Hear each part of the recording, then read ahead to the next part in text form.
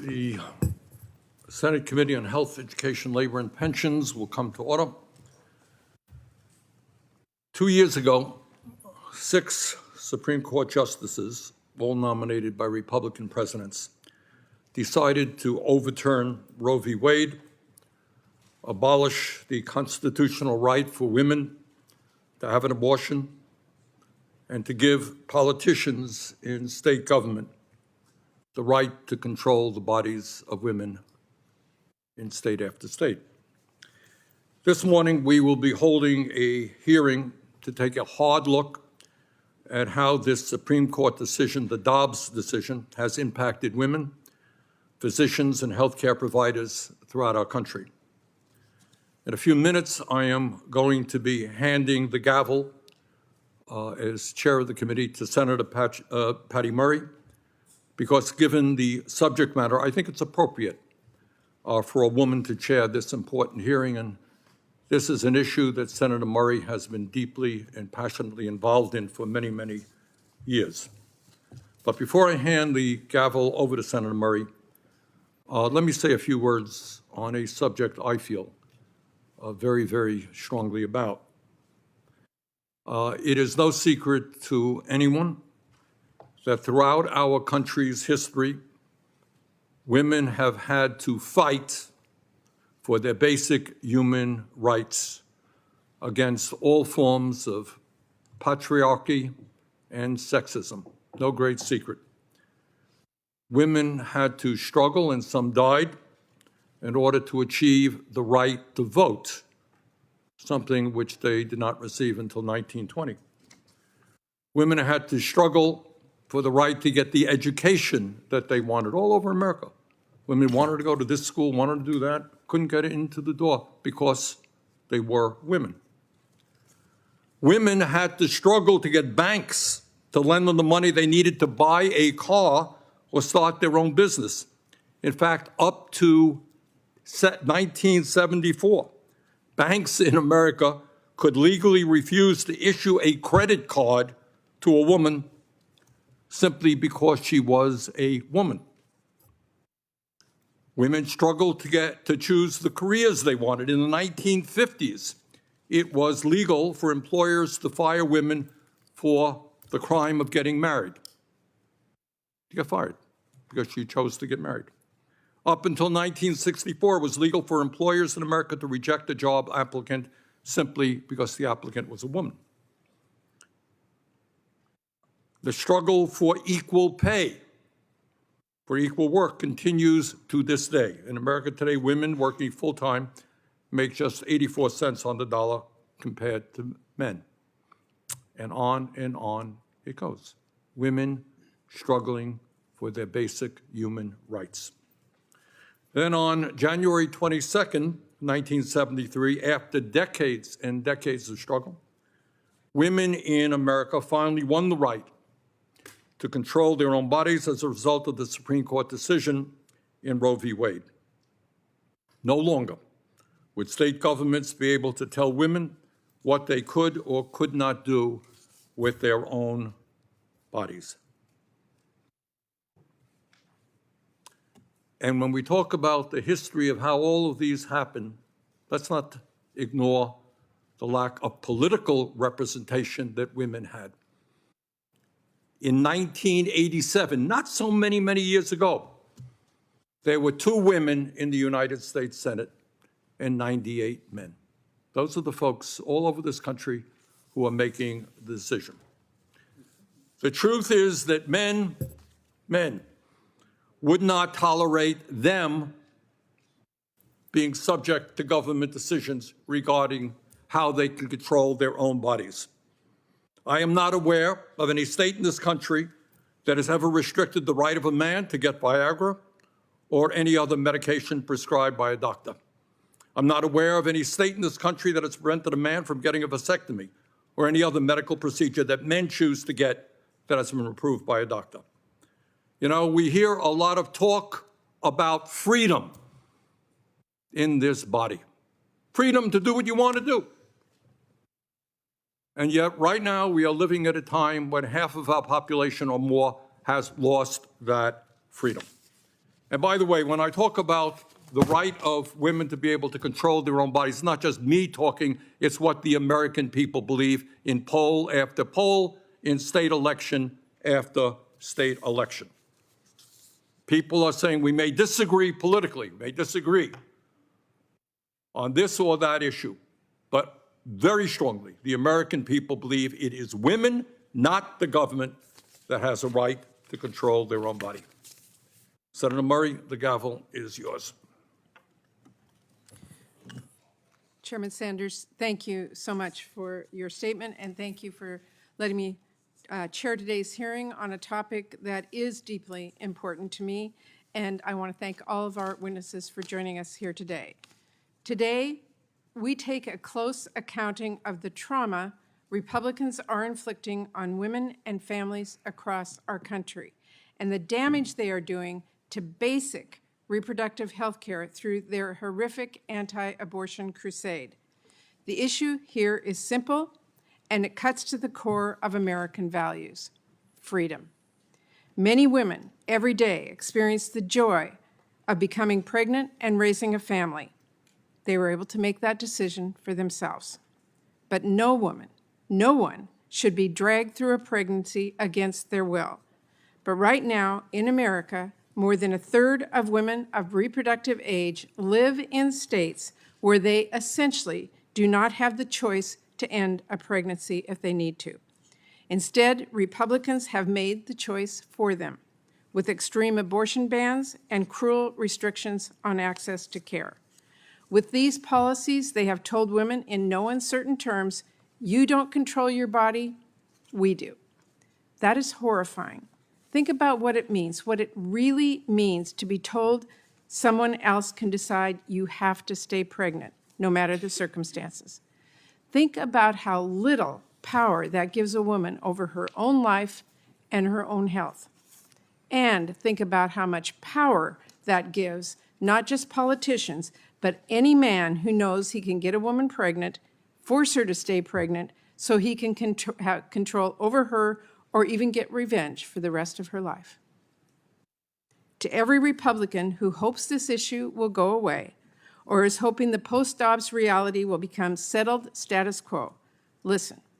You never forget, and you never just get used to someone else taking control of your body, your medical decisions, your plans for your family, or your future. You never forget a politician rescinding your right to make decisions about something as personal as your own pregnancy and imposing his will instead, especially when you live with the consequences every day. And the consequences of the post-Dobbs abortion bans are so much broader and so much more devastating than any one story or hearing can ever do justice. There are stories that get a lot of attention, that are shocking almost beyond belief. Stories of women denied care for a miscarriage because of abortion bans. Women turned away from hospitals because their doctors' hands were tied, until they lost over half of their blood, until their husband found them unconscious, until the only option was an emergency hysterectomy, or tragically, until it was simply too late. Or stories of children who can't get abortion care after being raped. Some kids may be able to get across state lines to get the care they need. Other children have been forced into motherhood by Republican politicians. One teenager delivered a baby while clutching a teddy bear.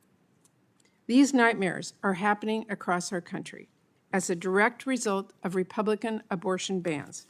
And there are so many other stories that go untold.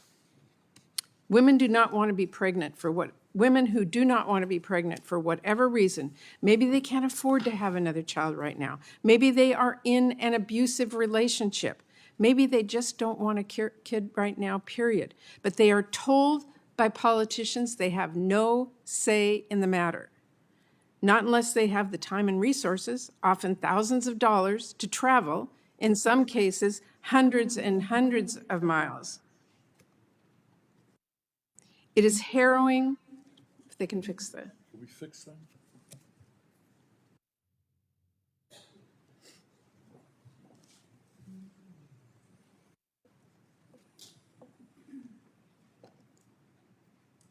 It is harrowing to think that we live in a reality where forced pregnancy has become so widespread and so rampant that only the most dystopian stories get national attention.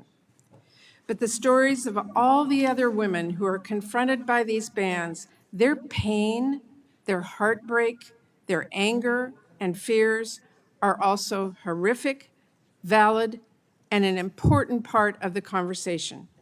A forced pregnancy does not have to make headlines to make someone's life a living hell. And let's be clear about a few more things before we get started.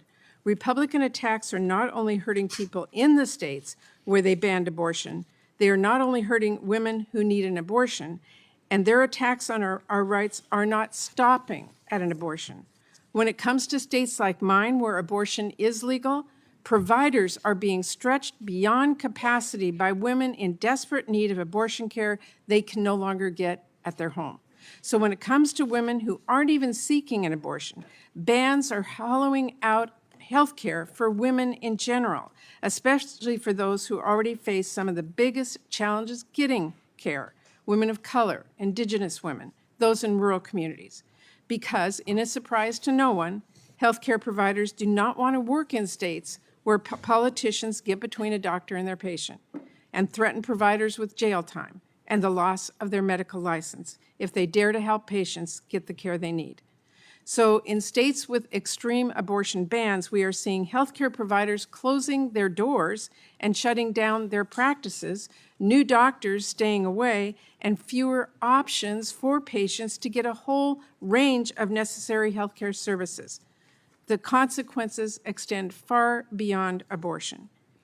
And when it comes to what is next, well, Republicans have already made it painfully clear they want a national abortion plan. And no matter what they're saying now, we can just look at the record. Look at how many Republicans have co-sponsored national abortion bans. Look at the Life at Conception Act. That is a bill that is supported by more than half of the House Republican Conference that would enshrine fetal personhood nationwide. Let's be clear what that would mean. Not just an abortion ban. It would mean that women and doctors will be charged with murder for an abortion, making them eligible for the death penalty in their states. It would mean emergency contraception, like Plan B, outlawed.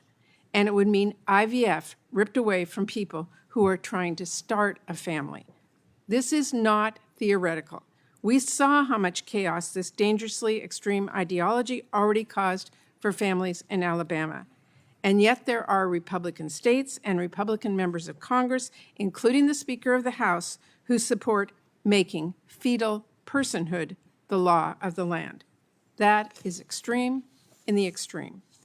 But in the face of all this horror, we've also seen an outcry from women and men who refuse to let Republicans keep dragging our nation backwards and stripping away our basic rights.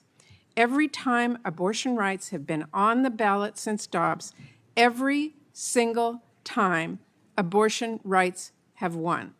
People are standing up and they're speaking out, and Democrats are proud to stand with them. Democrats are going to make sure women's voices are heard in our nation's capital, including at hearings like this one.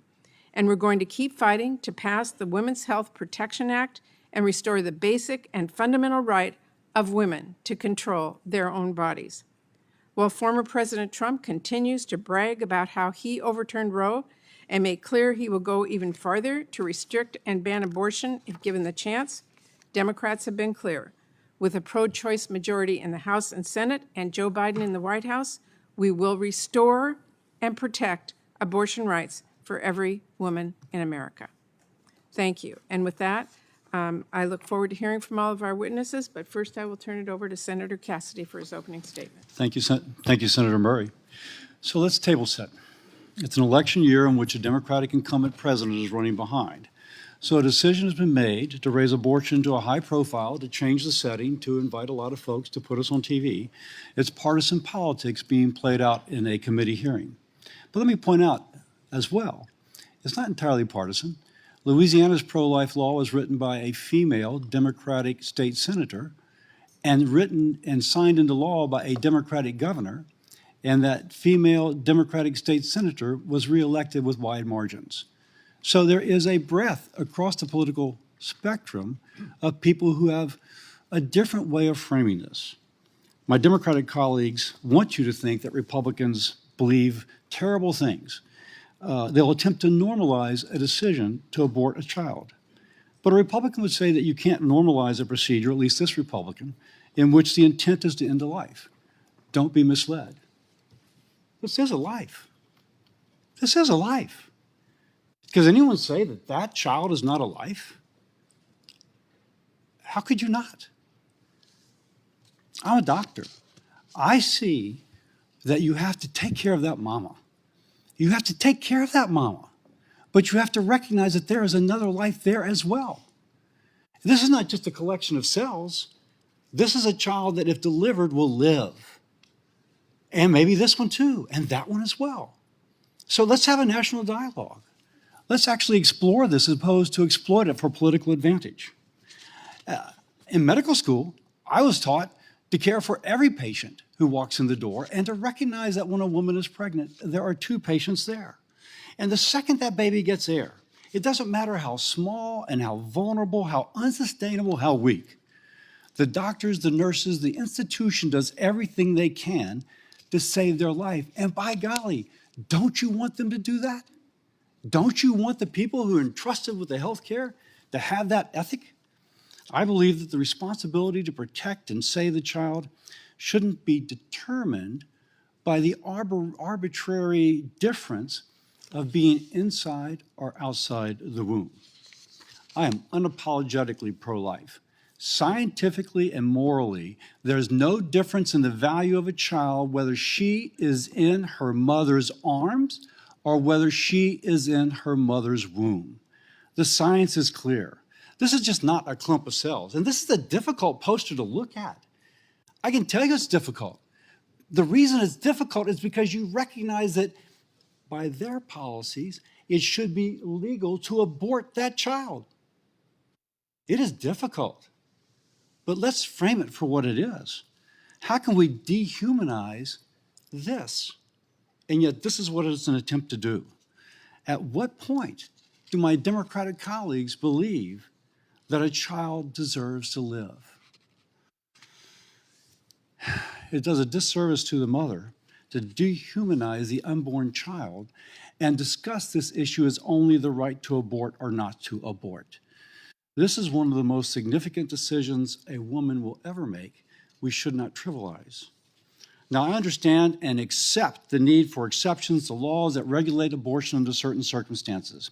But unlike some of our testimony here, terminating life does not spare a woman from potential grief. This should never be an easy decision. If so, we've lost our moral compass. And I just want people to read the entire testimony of Dr. Francis, in which she refutes a lot of what was said kind of blithely, and she actually puts scientific data behind it. And as a physician, fear-mongering, I find infuriating. A woman experiencing the emotionally and physically painful experience of miscarriage or an ectopic pregnancy is already grappling with the loss of her unborn child, and yet this committee hearing would take this vulnerable moment of that woman's life and misrepresent it and use it for political gain. There is no law in any state preventing a doctor from treating a patient going through a miscarriage or an ectopic pregnancy or from preventing the saving of the life of a mother. That is called health care. That is not an abortion. One of the most inspirational medical professors I ever said that in healthcare and medicine, our highest calling is truth.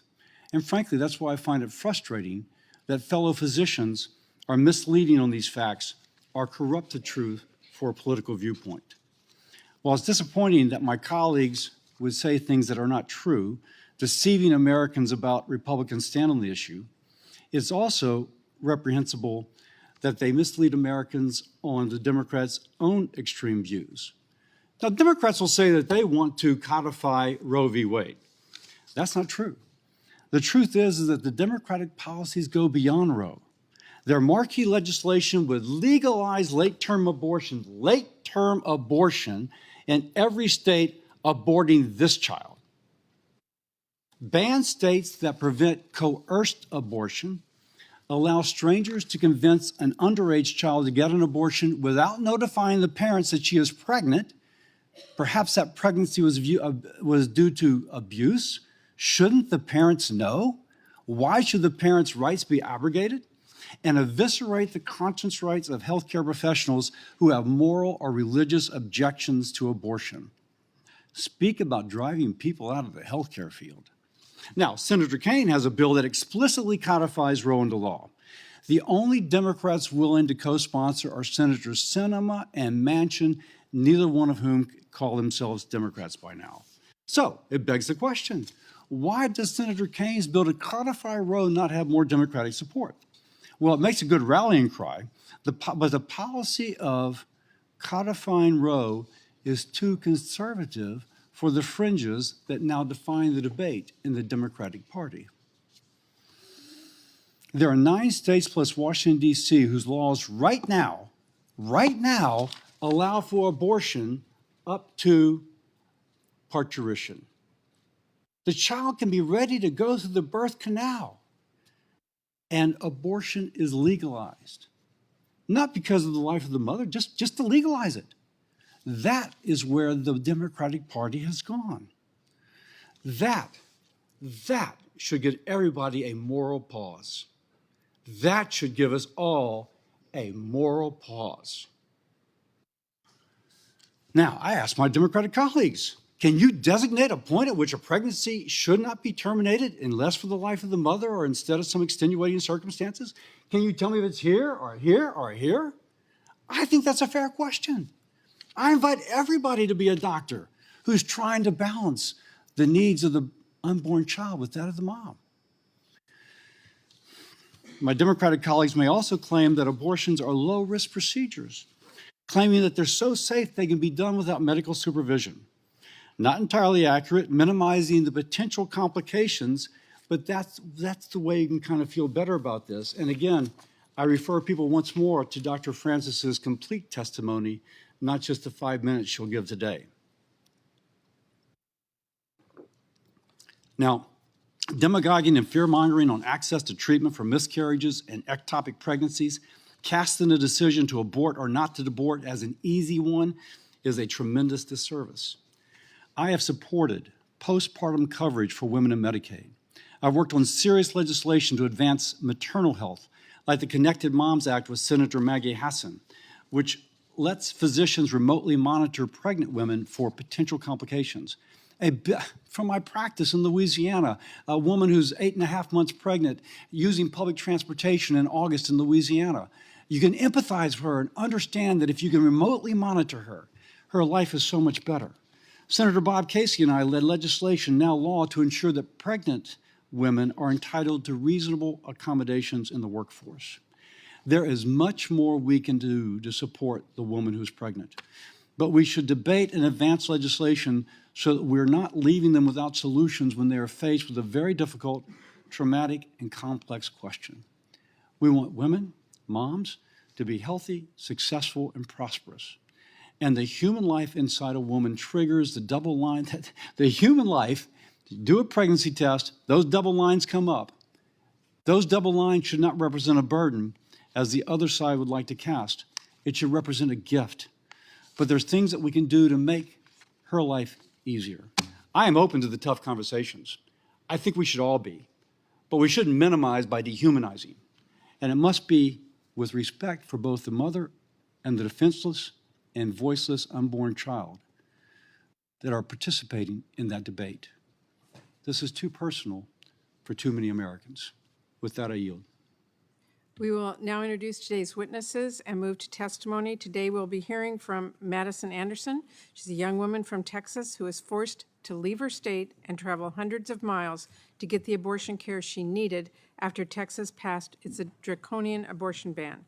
Dr. Nisha Verma, an OBGYN, an abortion provider in Georgia, and a fellow with Physicians for Reproductive Health. Destiny Lopez, acting CEO of the Guttmacher Institute, and Dr. Allison Linton, Chief Medical Officer of Planned Parenthood of Wisconsin. She's also an OBGYN, an abortion provider, and a fellow with Physicians for Reproductive Health. I will turn it over to Ranking Member Cassidy to introduce his witnesses. Yes, I introduced Dr. Christina Francis. She's a board-certified OBGYN working as an OBGYN hospitalist, treating women with both high and low-risk pregnancies who are hospitalized. She is a board member of Indiana Right to Life, and she is the CEO of the American Association of Pro-Life Obstetricians and Gynecologists. I will also introduce Miss Melissa Oden. I have that right, correct? Oden? Yes. Who is the founder and chief executive officer of the Abortion Survivors Network. Melissa will tell us of her story about surviving a failed saline infusion abortion in 1977 that was intended to end her life. We're fortunate that Melissa has made this her life's work and runs the Abortion Survivors Network, a group providing support to other abortion survivors and mothers who have experienced a failed abortion. I look forward to hearing from you today, Melissa, and thank you for sharing your powerful story. Again, thank you to all of our witnesses. We will begin with Ms. Anderson.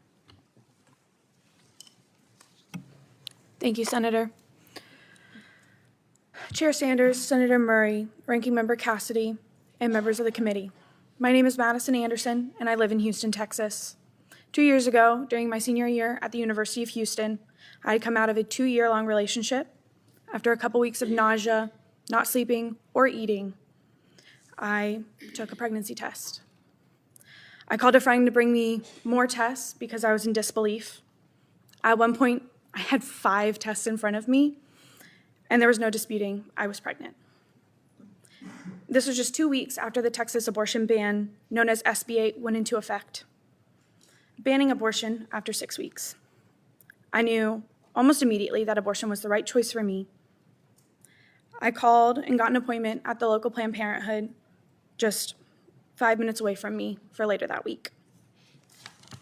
I thought I was early enough to be able to get my abortion that week, but at my appointment, my pregnancy measured 11 weeks. I was shocked. I couldn't get an abortion in Texas. I called 20 different clinics after my first visit. Yes, 20. I called surrounding states and even as far as the Dakotas. No one could see me right away. The earliest I could be seen was 2 weeks later at Jackson Women's Health Organization in Mississippi. This was before the Dobbs versus Jackson Women's Health decision that would take away the federal constitutional right for abortion. And before 20 more states would ban abortion. And before wait times in states that didn't have bans would stretch longer and longer. My dad took off work and we drove a total of 720 miles round trip and spent 13 hours on the road. We spent 5 hours in a hotel trying to sleep before my first appointment, just to turn right around and go back home. Here's the thing, because of unnecessary restrictions on abortion care in Mississippi, I would have to make the trip all over again. The state essentially puts patients in a timeout because they don't trust people to know what is best for their health or lives. When I got this news, I was angry and sleep-deprived and starving, and never more certain of my decision. That certainty never faltered. The following week, my mom was able to find us affordable tickets, and we flew out to Jackson. The start of our day was at 7 a.m. to make it to my 1:30 appointment. After my procedure, I waited in the recovery room for about 20 minutes before having to hop in the car and make my flight back home. I want to talk for a minute about money. As a college student who took out multiple student loans and was counting every penny, I had to pay for my first appointment in Houston, my first appointment in Mississippi, and the abortion itself. Then gas and a hotel for the first trip, and then flights for the second trip. I missed 20 hours each of work and a mandatory internship for my school. A total, $2,850.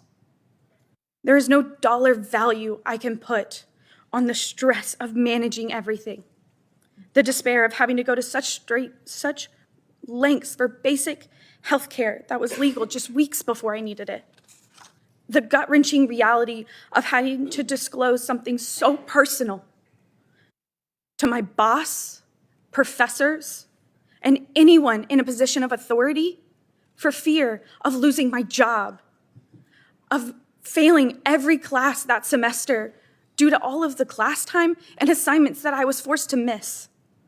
I felt so much anger that the politicians in Austin thought that they had the right to make this decision for me. I am one of thousands of people that have now gone through this. Every day that we go without the right for abortion, there will be more of us, more savings accounts drained, more classes and shifts missed, more choices on which bills to skip paying. If I had found out I was pregnant last year or last month, Jackson Women's Health would not have been there for me. The people who cared for me that day cannot care for abortion patients today. I have to go to Mississippi or New Mexico, Kansas, or as far as Illinois to make that decision today. We talk about abortion, and it is easy to get stuck in theoreticals, but I am a real person. The lives of abortion patients are not theoretical. People will continue to get pregnant when they are not ready or just simply don't want to be. We will always need abortions. This is simply no place for a politician to decide for us. Thank you for inviting me here today and letting me share my story with you. Thank you very much. Dr. Verma. Good morning, Chair Sanders, Senator Murray, Ranking Member Cassidy, and distinguished members of the Senate Help Committee. My name is Dr. Nisha Verma, and I'm a board-certified, fellowship-trained obstetrician and gynecologist providing full-spectrum reproductive health care. I'm a fellow with Physicians for Reproductive Health, and I'm also a proud Southerner. I was born and raised in North Carolina. I currently provide care in Georgia, and I've lived in the Southeast for most of my life. I made a commitment when I became a doctor to care for people without judgment throughout their lives. For me, that commitment holds whether I'm talking a young person through a first pap smear, delivering a couple's highly anticipated third child, or supporting a patient and her family as they decide to continue or end a pregnancy. However, after the Supreme Court's Dobbs decision, with Georgia enacting a law that bans most abortions in our state very early in pregnancy, I struggle every day to provide necessary, life-saving medical care.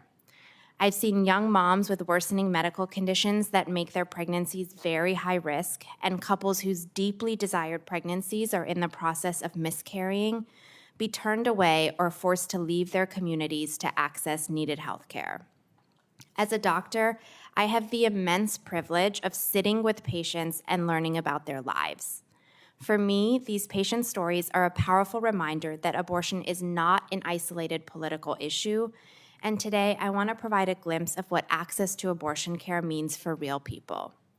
Shortly after Georgia's 6-week abortion ban went into effect in 2022, I saw a young woman who had just started her junior year of high school, and despite using her birth control correctly, realized after missing her period that she might be pregnant. She called to make a clinic appointment for an abortion right away, but when she came to see me, she unfortunately was just a couple days past Georgia's arbitrary cutoff, which bans most abortions after just 2 weeks from the first missed period. I had to tell her that, even though I have the skills to help her, I could no longer perform her abortion in our state. She returned to rural Georgia where she lives, and I didn't see her again until a few weeks ago. At our most recent visit, she told me that she was unable to find the resources and support to get out of state for abortion care. She also couldn't find a doctor in her part of the state that took her insurance, Medicaid, for many months, and so even though she was forced to continue her pregnancy against her will, she couldn't get prenatal care. After delivering her baby, she struggled with postpartum depression and had to move out of her home, drop out of school, and work a minimum wage job to try to make ends meet. She told me that she loves her son, but this is not the life she wanted or planned for herself. I have thought about this patient every day since she came back to my clinic. I know it was Georgia's laws that prevented me from providing her with the medical care she needed and deserved, but I still feel like as her doctor, I failed her.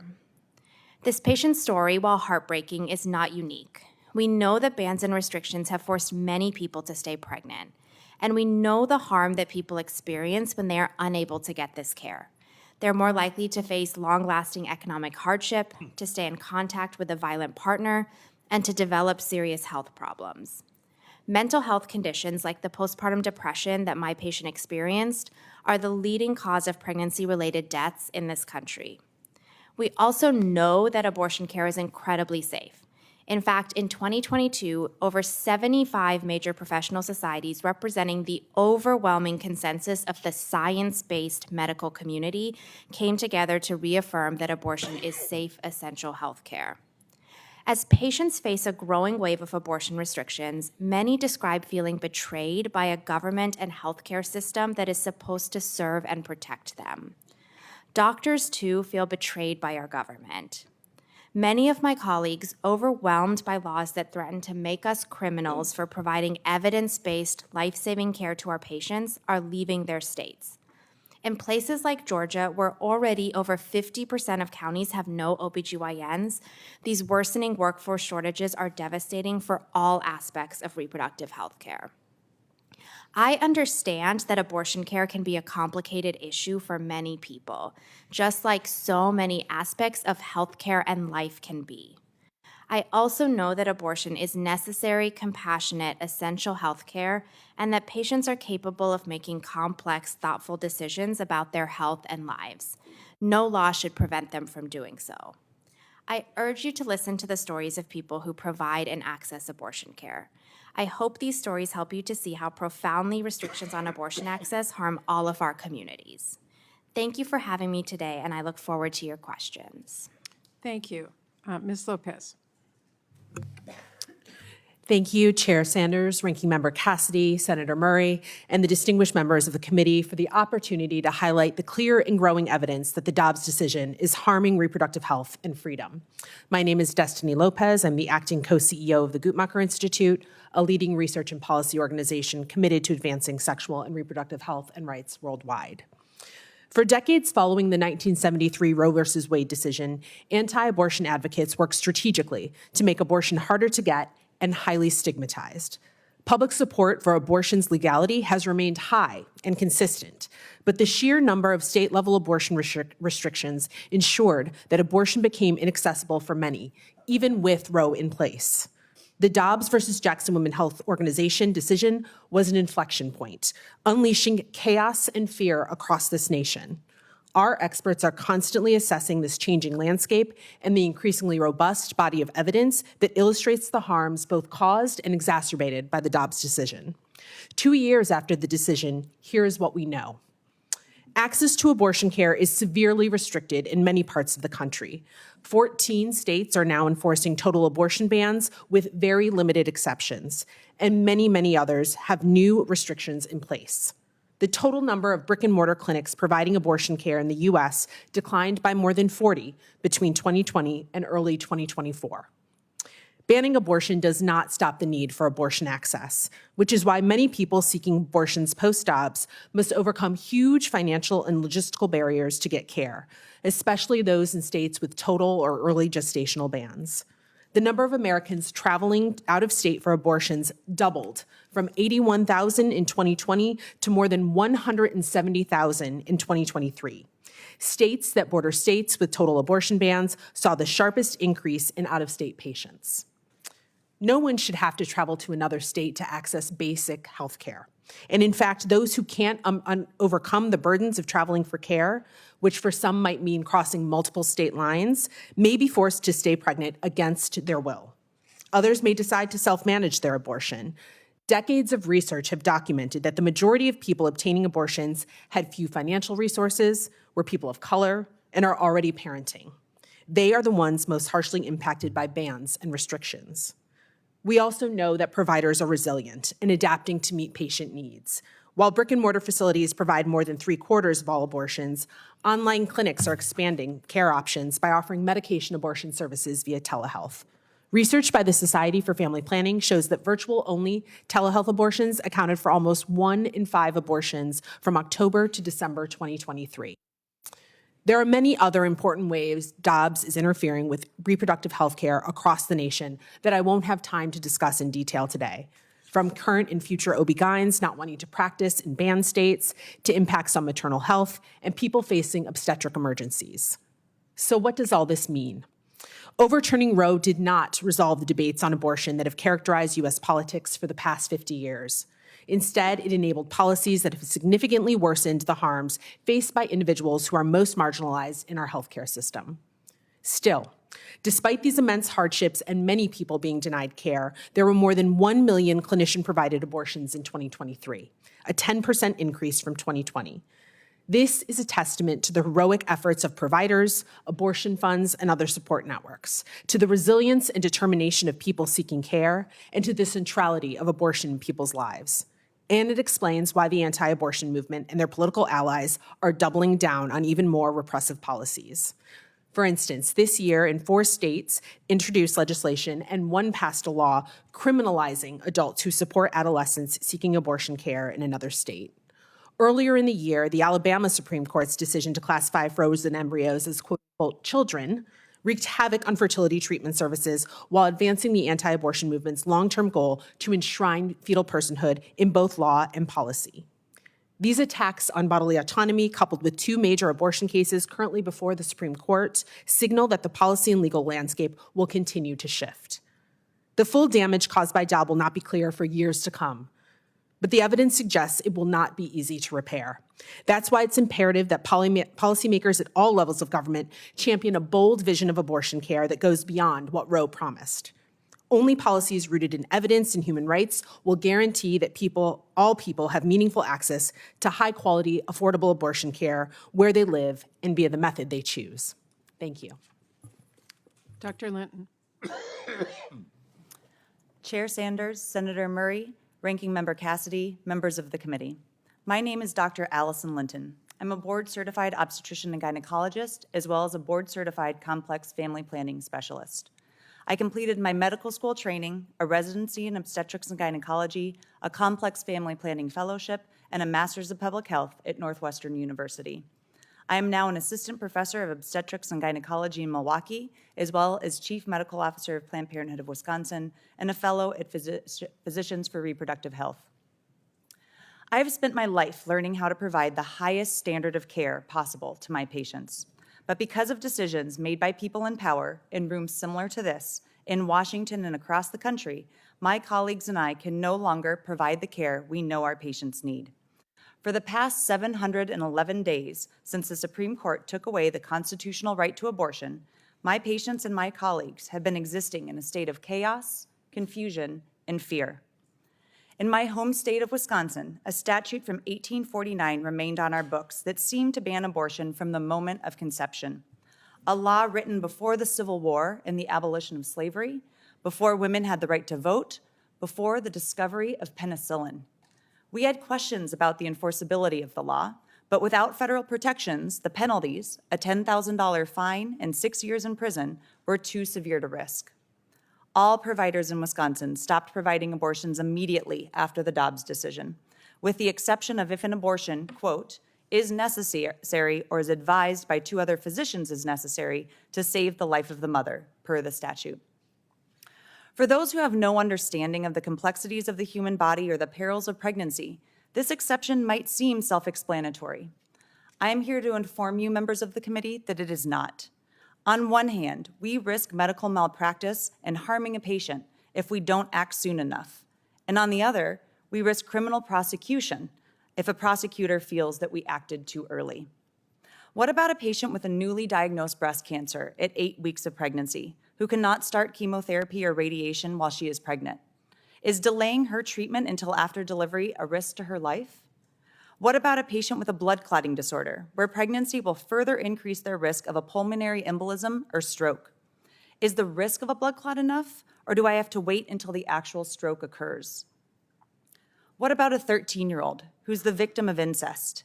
Is the psychological and physical trauma of carrying a child in her barely pubescent body enough to justify ending her pregnancy? And what about a mother of 3 who cannot emotionally or financially support another child? She is making a loving decision for the children she already has. Shouldn't she have just as much right and control over her body and future as any other person who needs an abortion, regardless of the reason? These are not rhetorical questions. These are real patients that I encountered and tried to care for in Wisconsin. In reality, any law that tries to delineate when an abortion is or is not permitted will never be able to fully account for the complexities of our patients' health and our patients' lives. Each patient's situation is unique, and regardless of their reason for needing an abortion, they deserve health care. Since June 24, 2022, pregnancy in the United States is far more dangerous. For patients with medical complexities, yes, but also for people with abusive partners, for people who may not understand what is happening to their bodies, for Black women who die from pregnancy and childbirth 3 times as often as white women. And it will only get more dangerous. The fear of not being able to provide care for patients is leading practitioners to move away from states with abortion bans and restrictions, or to stop treating pregnant patients. It's made recruiting providers more difficult. I have had students request transfer to another state to finish their training. This means that there is less sexual and reproductive health care where it is most desperately needed. After a ruling from a state judge on our 1849 law, we started providing abortion again in Wisconsin in late 2023, but we still work under medically unnecessary restrictions. These restrictions include a 24-hour waiting period, a same provider requirement, and a ban on telemedicine abortion. They do nothing but make it harder for patients to get the care they need, especially those that live in rural areas of the state. Abortion bans mean that there is no longer a standard of care for pregnant patients. They are getting the care based on the state that they live in. In the wealthiest country in the world, this is what we're subjecting pregnant people to: chaos, confusion, and fear. And my patients deserve so much better. Thank you. Dr. Francis? Thank you, Chairman Sanders, Ranking Member Dr. Cassidy, and Senator Murray, and members of the committee. Thank you so much for the opportunity to speak to you today. As a board-certified OBGYN hospitalist who manages both high and low-risk pregnancies and has delivered thousands of babies, I really do have the best job in the world. Not only do I have the distinct honor and privilege to be with women and their families during the most exciting, challenging, and sometimes heartbreaking times of their lives, not only do I get to help usher little lives into the outside world for the first time, but I also serve as an advocate for both my maternal and fetal patients. One of the reasons those of us at this table likely chose the specialty of obstetrics was because of the challenge of taking care of 2 patients at once. Induced abortion, which intentionally ends the life of one of those patients, is not healthcare. It is not performed by the vast majority of OBGYNs, and it actively harms our patients. Thankfully, in most circumstances, the lives of our 2 patients benefit one another, and our mantra of healthy mom, healthy baby is a reality. There are, however, still situations in which a pregnancy complication can endanger the mother's life. While these most often occur after the point of fetal viability, currently approximately 22 weeks of pregnancy, they can occur before this point. The decision to intervene in these situations is extremely difficult and not one that any of us take lightly. I have sat on the edge of my patient's bed crying with her as we discussed why we couldn't wait even 1 or 2 more weeks when her baby might survive to deliver her. In these discussions, we recognize that our intent in intervening is to save the mother's life, with the unintended consequence of our fetal patient losing his or her life. An induced abortion occurs when the goal is to end our fetal patient's life. In my nearly 2 decades of practice, I have never performed an induced abortion and have also seen most of my colleagues provide excellent care to women, even in difficult circumstances, without abortion as well. There's been a lot of false information being spread that laws limiting abortion will prevent these life-saving treatments. But honestly, this is absurd. Not only do no state laws prohibit these treatments, but even state laws restricting abortion before Roe allowed for them. The more than 7,000 members of APLOG, along with the remainder of the 93% of OBGYNs who do not perform abortions, know that induced abortion does not need to be legal in order to ensure we can provide our patients with excellent health care. Women deserve fully informed consent and ongoing medical care. This is yet another point of agreement we should have at this table.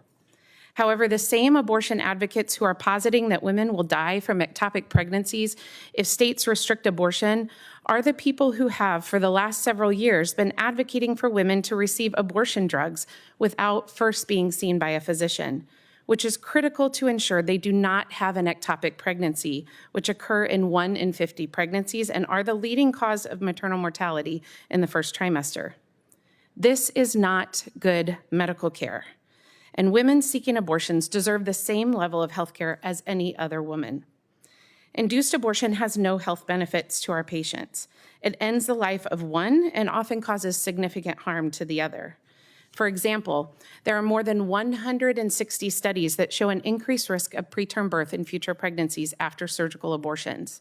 Having sat with a patient during the loss of her 5th child due to extreme prematurity after having surgical abortions with her first 2 pregnancies, I can tell you that this is devastating for women and their families.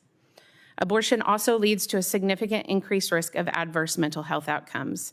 The vast majority of the literature on this issue shows long-lasting mental health effects from abortion, including depression, anxiety, drug abuse, and suicide for at least 20 to 30% of women. When our country is already facing a mental health crisis, we should be minimizing things that contribute to, not encouraging them. As OBGYNs, we love caring for both our patients. We all desire for women to have the best possible health care and for them and their children to have the best chance to pursue their goals and dreams. Pro-life laws have not created a women's healthcare nightmare. The idea that induced abortion is the only way women can be successful or healthy has.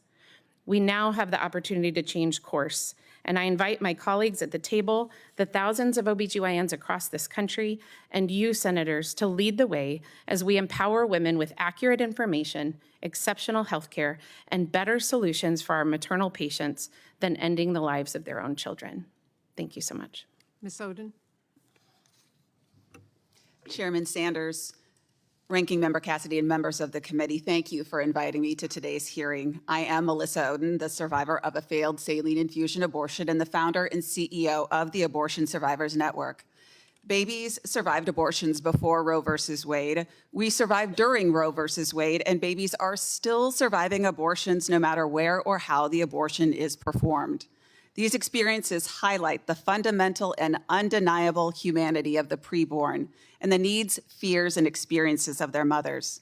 I appreciate this opportunity to have a serious conversation about this issue and for stories that highlight the impact of abortion to be told.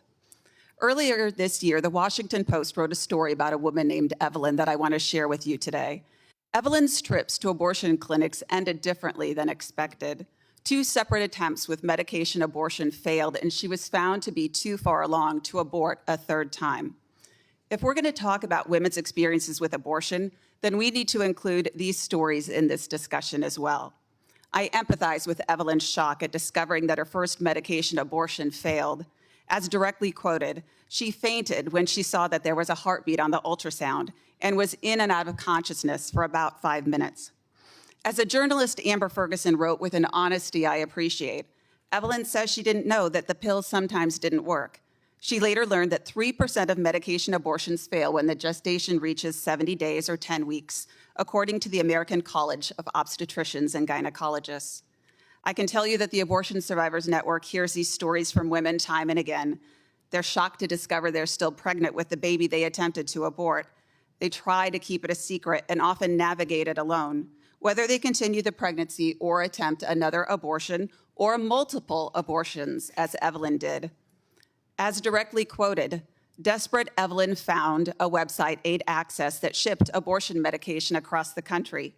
After speaking with a doctor by phone and paying $150, she waited for pills that were being mailed from India. This second course of abortion drugs also failed to end her pregnancy. Evelyn's story and her daughter's story, her daughter's life wasn't over yet. As the article continues, she found a clinic in Albuquerque that offered 2nd trimester abortions. She was approaching the 3rd trimester. The clinic staff warned about the health risks of having a surgical abortion so late in her pregnancy, but helped connect her to 2 abortion organizations that covered the cost of her plane ticket, hotel, food, and the $12,000 procedure. We need to pause here and truly consider Evelyn and her daughter. The support she was offered after the failure of 2 medication abortions was to pay for a plane ticket, lodging, food, and a $12,000 abortion that posed risks to her health. This is an abysmal response to Evelyn and her baby. Evelyn needed emotional support, medical and mental health care, financial assistance.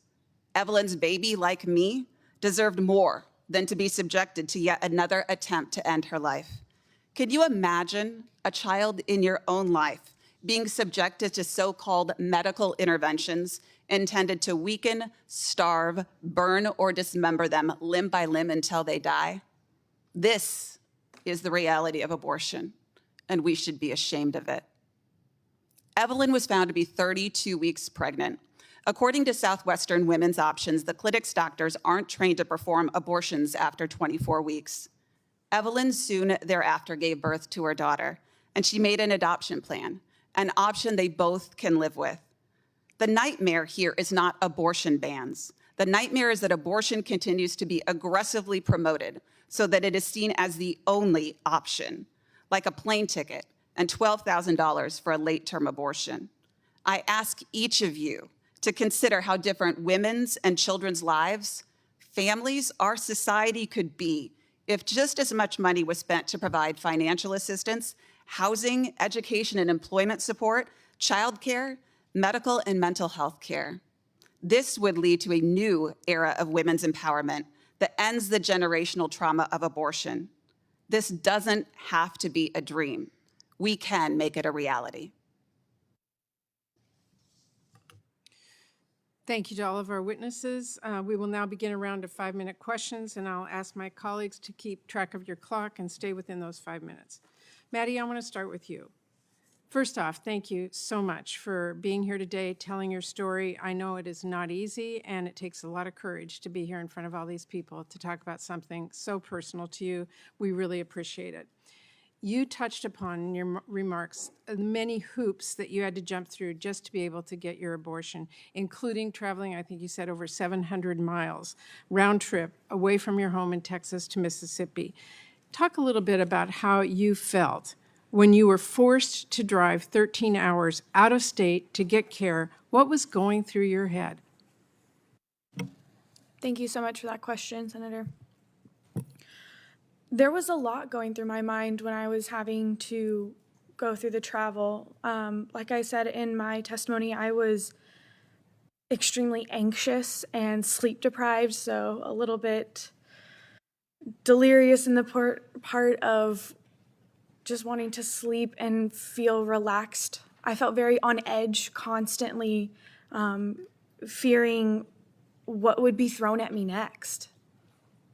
How'd you feel after receiving care in Mississippi on the way back home? When I was able to get my abortion and receive care, that was the first time I was able to sleep more than 3 hours.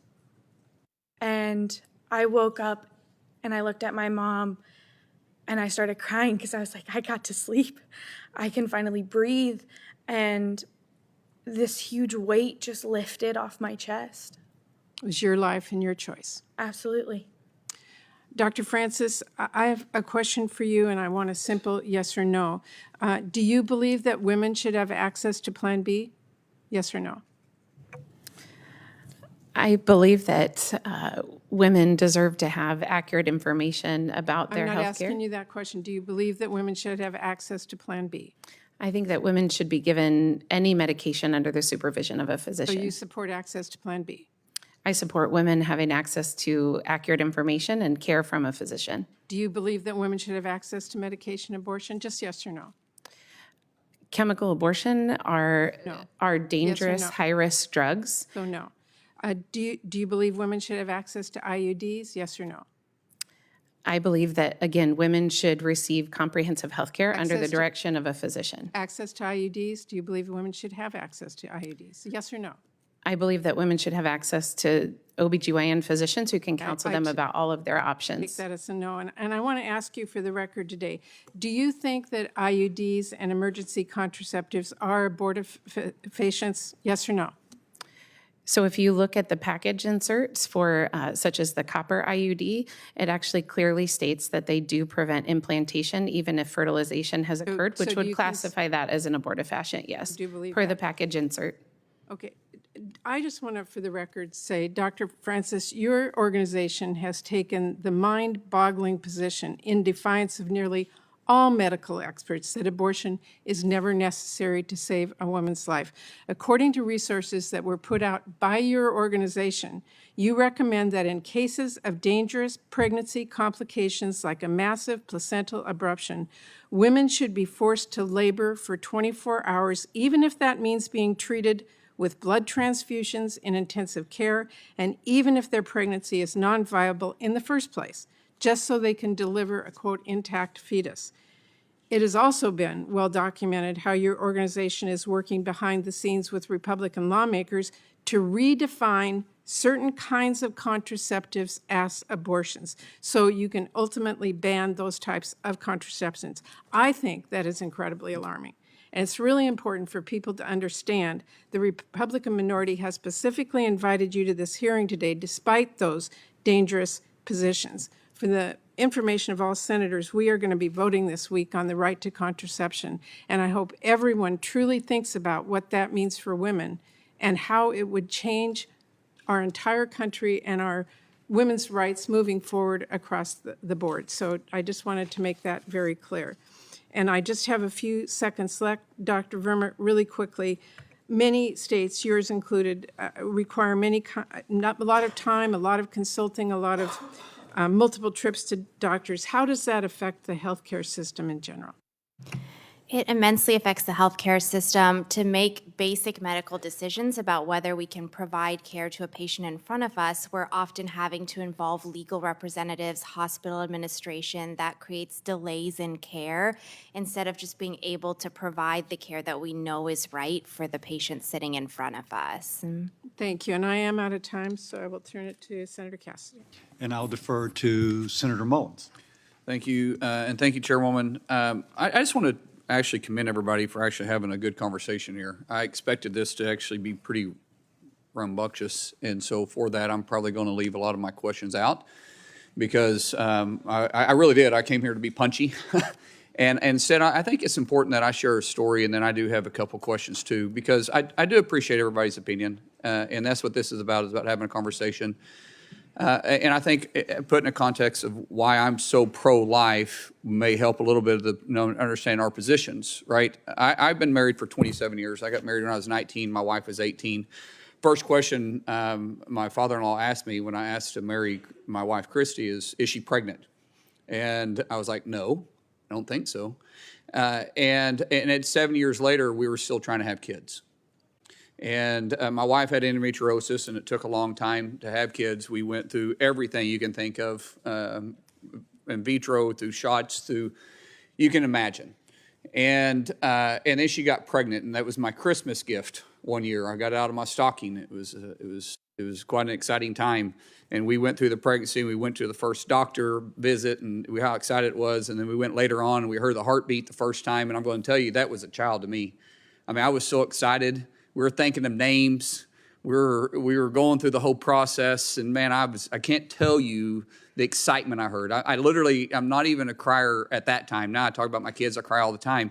But I remember getting emotional for the first time, and I was thinking, what is this inside of me? A tear about ready to drop out of my eyes. But then, while through the pregnancy, she went back in and she had a miscarriage. That was a death to us. 100% death to us. So no one will say that wasn't a death. That was a death. That was a child when I heard the heartbeat, and it was a death when we didn't hear the heartbeat. And it was extremely difficult for my wife and I. Fortunately, literally the month that child was due to be born, we found out we were pregnant again. And his name's Jim Martin Mullen, named after my dad. 15 months later, we had another one, because people that tell you can't get pregnant when breastfeeding lies, because you can. And his name's Andrew Daniel Mullen. 3 years later, after the doctor said she couldn't get pregnant anymore and she was going to have a hysterectomy, we had another one. And her name is Lara. She's 15, Lara Dale Mullen. And Lord, she's 15. And love her to death. And then my wife and I decided we wasn't going to have kids anymore. And I got a vasectomy, and she got an ablation. And yet we still collected 3 more kids. Because there was 3 kids that deserved a home and 2 mothers that loved those children so much, instead of aborting them, they were brave enough to carry them and gave Christy and I an opportunity to love these 3 wonderful kids. 2 twins named Ivy and Lynette that we'd adopted when they were 2 years old, and now they're 13. And Jace, who is wrestling at Oklahoma State as we speak. I was in Ohio with him this week, and his mother was just barely 20 years old, and the twins' mother was 15 when she got pregnant. And I thank God every day, literally every day, that those mothers gave Christy and I an opportunity to be blessed and be loved by these 3 kids. And so there's options. What's sad is when you look at statistically speaking is that over 50% of the pregnancies inside the United States is unplanned. But 50% of all pregnancies also end in abortion. That's sad. I mean, you're lucky to be born right now. And inside DC is 51.5% of all pregnancies. Meaning we end more pregnancies here in Washington, D.C. than we actually have. Something's wrong. Abortion has become almost a point of convenience. While we understand it's unplanned, we get that, but that child deserves an opportunity to be in a loving home just like my 3 kids are. I tell everybody we had 3 we got stuck with and 3 we chose. Which ones do you think we love the most? I'm blessed. Christy and I are blessed. But we got to talk about the reality here. And we're not talking about rape and incest and high-risk births. Those account for less than 9.5% of all births out there. 8% are high risk. 1% are rape. Less than 0.5% are from incest. We're not talking about those abortions. We're talking about others. Guys, we can do better as a country, and that's what this conversation is about. We have to talk about it. Just give these kids an opportunity to live. They'll bless somebody, because our kids bless us every single day. That I yield back. Senator Sanders. Let me thank all of the panelists for their testimony. I think we can all agree that the issue we're discussing today is an emotional issue. It is a difficult issue, and sincere people have different points of view on the issue. I would like to direct my questioning to Drs. Verma and Linton and ask them this. No doubt you have experienced women and their partners who have jumped for joy when they learned that they were pregnant, and you did everything you could to make sure that the pregnancy was successful. I suspect you have also met with many women who, for a variety of reasons, whatever they may be, health reasons, economic reasons, did not jump for joy when they learned that they were pregnant. My question to you is a pretty simple one.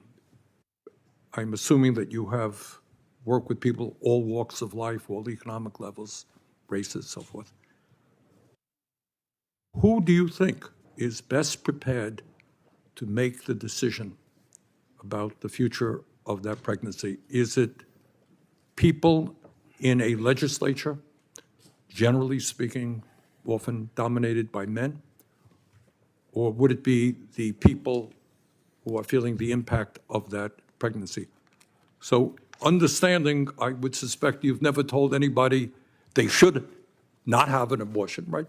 We respect people's different points of view. Who should make that decision based on your experience, Dr. Verma? Yeah, thank you for that question. Based on my experience, people are the experts in their own lives and are able to make these really complicated decisions about their own lives. And I want to say I appreciate Senator Mullin sharing that story. I myself have struggled with infertility, and I've experienced a first trimester miscarriage that I found devastating. And so I am not at all saying that pregnancies don't have value. That value is different for different people, and the way that people connect with their pregnancies is different, and each person is capable of making these really important, sometimes complex, sometimes difficult decisions about their health care and their life, even if that sometimes means ending a pregnancy. Dr. Linton, on this enormously personal decision. Yeah, Should but- it be a state legislature that makes it for every woman in the state, or should it be the woman herself? I agree wholeheartedly with Dr. Verma. I think this is a decision that only the patient can make. Every single patient situation is unique. Our patients live very complicated lives, and I think that we have to trust them. Our job as physicians is to meet patients where they are, provide them the information that they need, and then support them in whatever decision they make for themselves and for their futures. All right, let me ask the doctors again. If you were a young physician wanting to practice medicine, would you gravitate to a state which has a harsh anti-abortion law?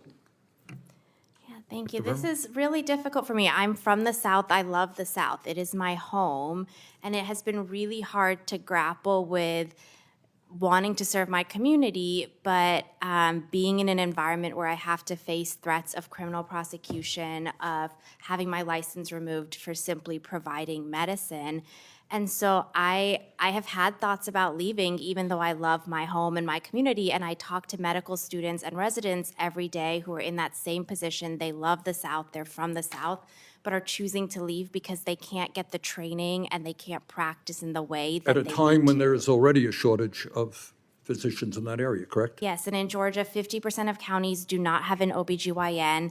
And as doctors leave, that doesn't just affect access to abortion care. It affects access to all types of care, to prenatal care, to miscarriage management. I often already at the hospital I work at see patients coming to labor and delivery who have received no prenatal care because they haven't had access to that care. That's just going to get worse and worse and make pregnancy riskier and more dangerous. Dr. Linton, your experience regarding that? Yeah, I would agree. I think that the concerns that I hear from trainees are sort of twofold. The first is similar to what Dr. Verma was speaking about, wanting to make sure they receive that comprehensive training. They want to be able to go into practice and feel prepared that they can provide whatever care is necessary to serve their patients. But I think it's also important to remember most of our trainees are of reproductive age, and they also need to think about what would happen if they experienced an unintended pregnancy or an unexpected health outcome. So yeah, I have heard from many of my trainees concerns about staying in state, or certainly about thinking about these restrictions when deciding where they aim to practice in the future. Thanks. Thank you. Senator Cassidy. Thank you, Madam Chair. Ms. Oden, thank you for sharing your story. Thank you all. It's a very difficult topic, and this is part of that dialogue. And so thank you all. Ms. Oden, I understand that you have a child with special needs. Can you relate the counseling you received where you suggested that you get an abortion, or how can you relate that? I do appreciate everyone sharing such personal stories. I think this is part of what we need to do is share our stories more, but listen more as well, no matter what side of the aisle we're sitting on. Not only am I someone who survived an attempt to end my life at approximately 31 weeks gestation by a saline infusion abortion, I am also a woman who has had a first trimester miscarriage and have felt that pain. And not just myself, my husband as well. I remember his pain so distinctly. I also have a child who was born with complex medical needs. I was 36 years old, fast approaching 37. And so even prior to finding out that my daughter had a prenatal diagnosis, I was being pressured time and time again with conversations about abortion because of my advanced maternal age at 36. To the point that even prior to my 20-week ultrasound, I had to call up the OBGYN's office and let them know that I found it so offensive for them to continue to state abortion time and time again based on my own personal history, that I was asking they not do it again or I would need to go to another practice. I can tell you my daughter is almost 10. She is an incredible young woman who has overcome a lot, and she is raised to know that she has the same dignity and value as everyone else in the room, that everyone is made differently. And yes, some of us see different doctors for different health issues at different times, but she is someone who experiences incredible joy and is living a great life. Thank you. Dr. Francis, I think that Senator Murray was suggesting that you were trying to duck her question when you said that people needed to be counseled, but your testimony is very nuanced. Now, some of the testimony we've heard has suggested somehow that women, particularly minority women, particularly African-American women, their health, their long-term outcome is hurt by not having ready access to abortion. And yet you quote data, and I just compliment you on just how this is chock full of references and studies. It's like a white paper. Can you give a little bit more nuance about how someone should be counseled that abortion does not necessarily save a life? In some ways, it brings further complications. Yes, absolutely. Thank you, Senator Cassidy, for that question. As you said, we do see disparate health outcomes in this country, unfortunately, especially in minority women. But we also see that Black women have a much higher rate of abortion than do white women, and this has not improved their health outcomes. In fact, their maternal mortality rates are worse. Their preterm birth rates are worse. And as I stated, there are more than 160 studies that show a link between surgical abortions and preterm birth. In fact, the patient whose story... Between surgical abortion and preterm birth? And preterm birth and future pregnancies, yes. In fact, the Institute of Medicine has acknowledged that surgical-induced abortions are an immutable risk factor for preterm birth and future pregnancies. So the increased loss of unborn or miscarried children in some may be, you're saying, there may be a causation associated with their previous history of abortion? Correct. That's what the study suggests. Is there academic literature supporting that? 100%. There are very large systematic reviews, and as I said, the Institute of Medicine has acknowledged this as well. So when you say, in response to Senator Murray, that someone should be counseled, they should be counseled. Absolutely. In fact, that patient that I sat with who had lost her 5th child due to a condition called cervical insufficiency, where her uterus literally could not hold a baby in to the point of viability anymore.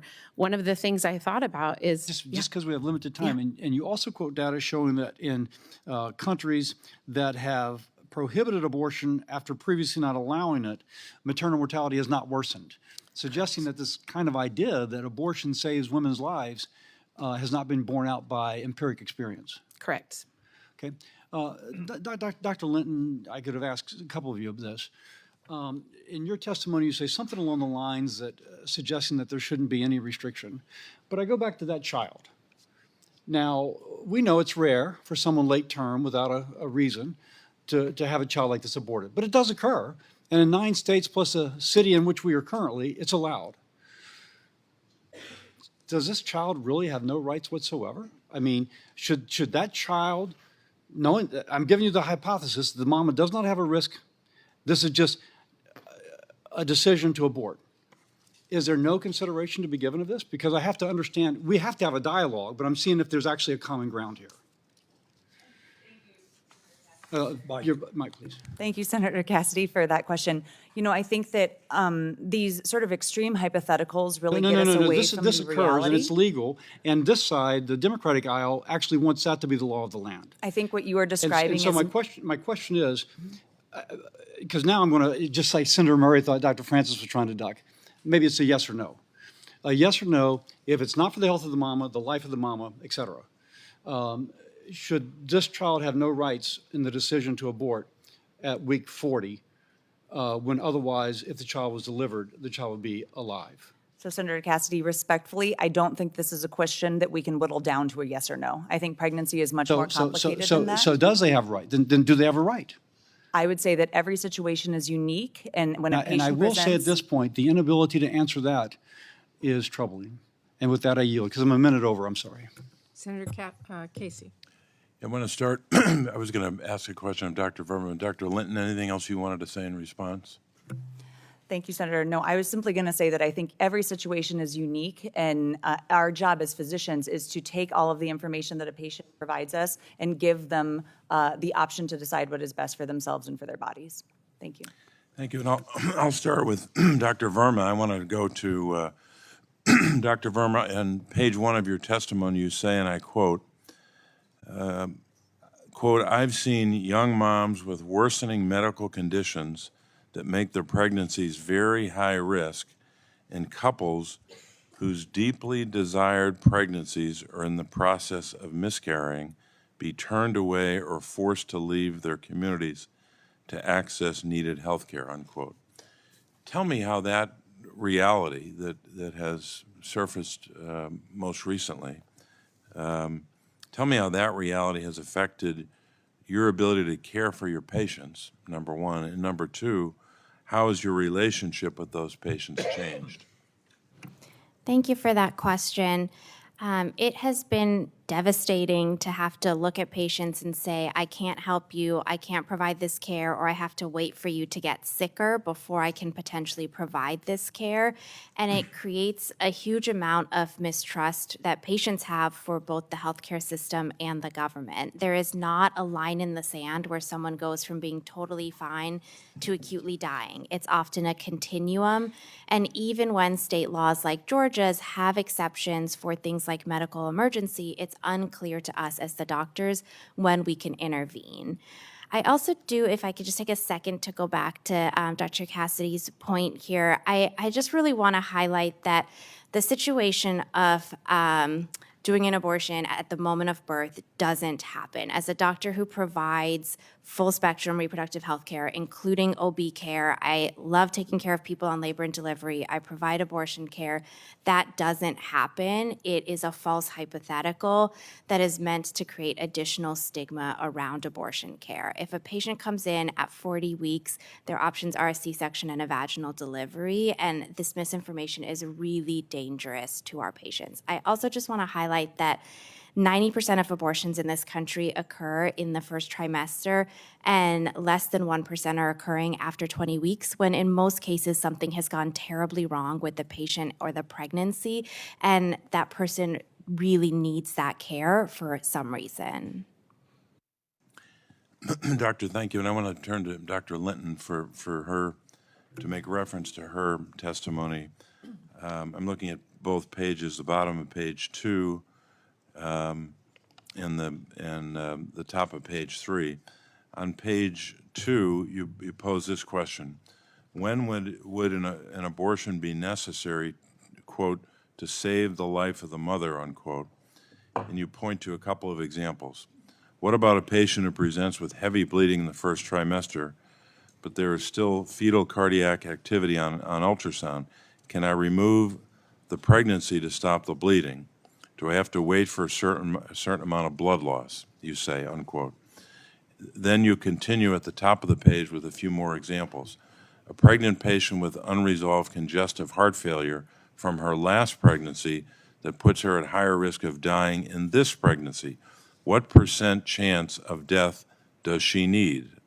Next question. What about a patient with a newly diagnosed breast cancer at 8 weeks of pregnancy who cannot start chemotherapy or radiation while she is pregnant? Is delaying her treatment until after delivery a risk to her life?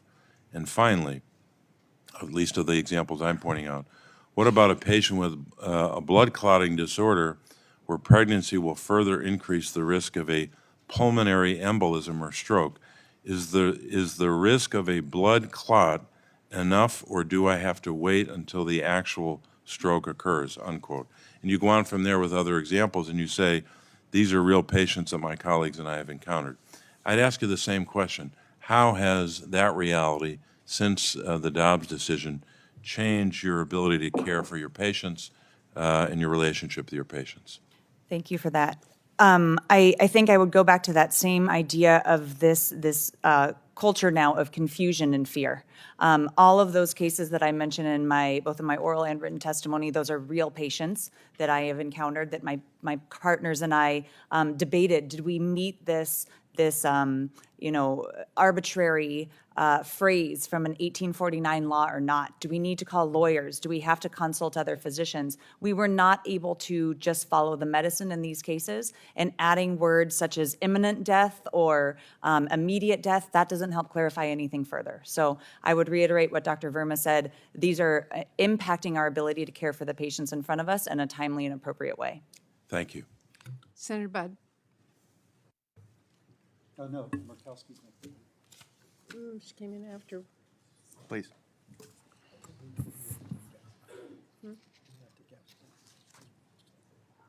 Okay.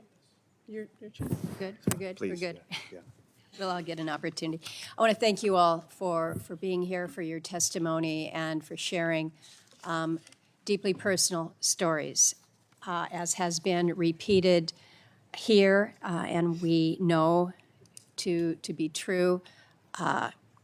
Access to reproductive care, the issue of abortion itself, a decision to terminate a pregnancy is deeply, deeply personal. It's complicated, and clearly there are views that Americans have on this issue that present deep and conflicting convictions. And so just the ability, the opportunity to have true discussion and conversation about it, I think, is important.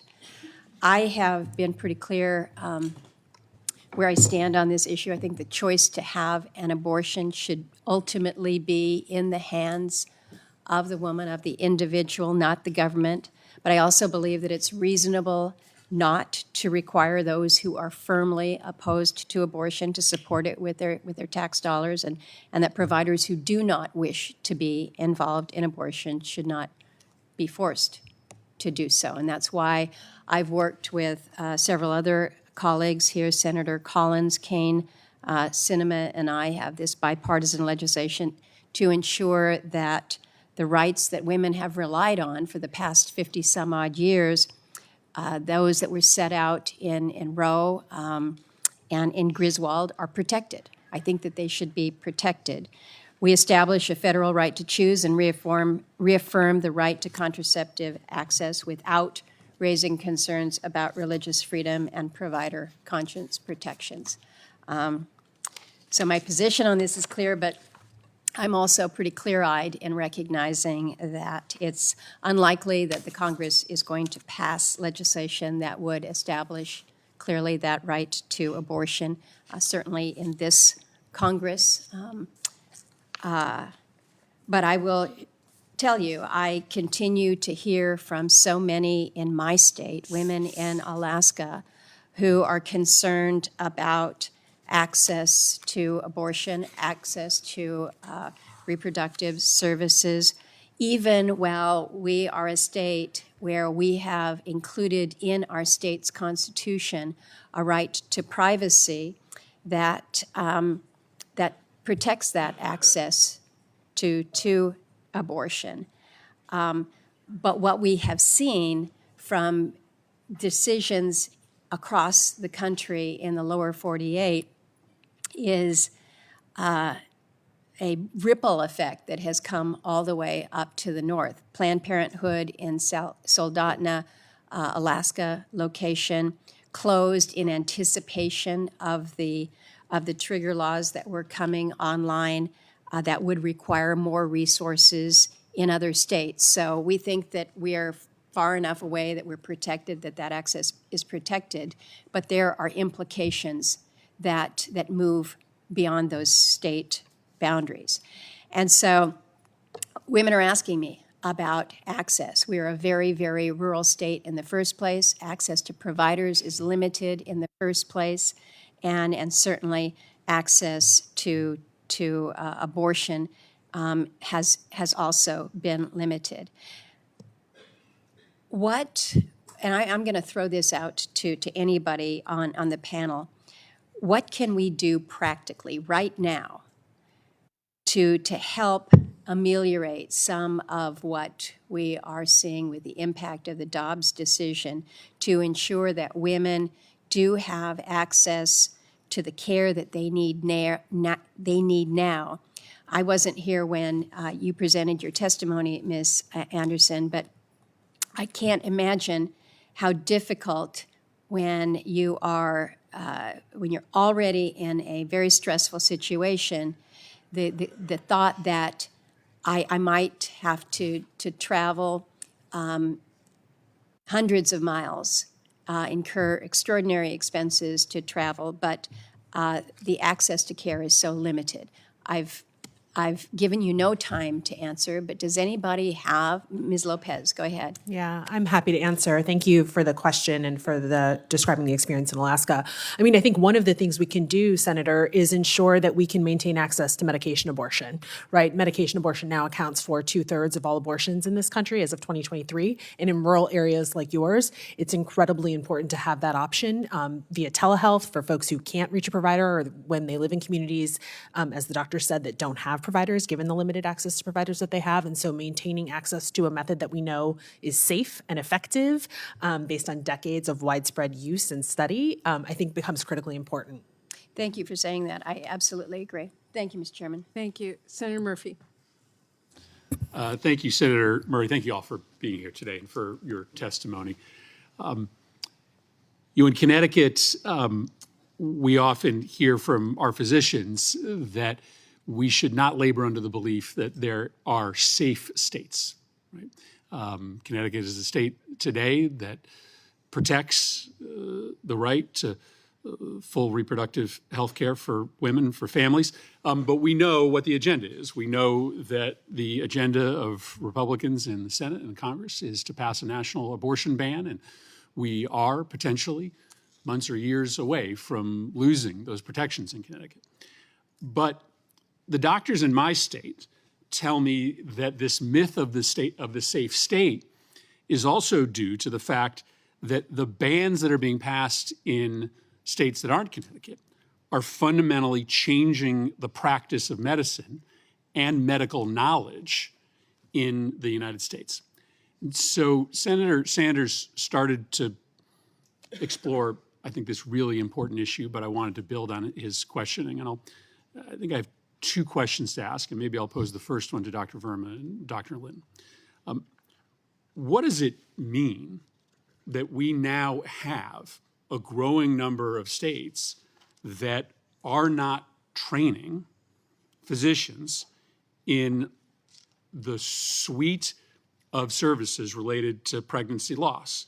What does it mean that we have physicians today that are emerging from education in those states that potentially do not have the full scope of training on how to manage medical challenges like miscarriages or complications such as infections or hemorrhaging that could stem from pregnancy loss?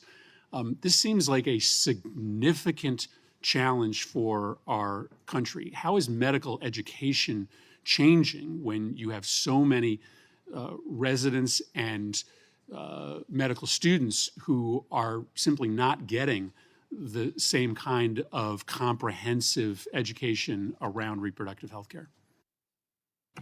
Thank you for that question. Over 50% of OBGYN residencies are in states that have enacted bans or very restrictive abortion laws, and that's absolutely affecting resident training and medical student training. I think it's important to highlight here that it's the same procedures, the same medications that we use when we're providing abortion care that we also use when someone comes in experiencing a miscarriage or experiencing a pregnancy loss. And so it's very concerning that more and more doctors are not going to be able to provide all options for care to someone who comes in, for example, at 14 weeks bleeding after breaking their water and is sick and needs care. And so I absolutely think this is going to affect the ability for people to get all types of care across the country. It's particularly going to affect women in rural areas in certain parts of the country. And I think that's really devastating when we're already experiencing such a healthcare crisis and maternal mortality crisis. Dr. Linton. I agree with Dr. Verma. I will say, immediately after the Dobbs decision, there are certain requirements that trainees have to achieve, or things that they have to learn in order to satisfy the requirements of residency training, specifically in OBGYN. And I can tell you that in the immediate aftermath of Dobbs, trying to find places for those learners to go and receive that training was incredibly difficult. As you mentioned, one of the safe states or haven states, not only are these states being asked to take care of an influx of patients, we are also asking them to take care of an influx of learners. And all of that is just being compounded and compounded. So I agree with Dr. Verma. I am concerned about the future of our ability of our workforce to be able to care for patients in a variety of settings. Well, Ms. Lopez, let me ask you that question about the broader workforce challenge, because our state reports that we are seeing an influx of individuals for training. But what we also know is that in states that have passed these abortion bans, they have seen a 10% decline in applications for OBGYN residencies.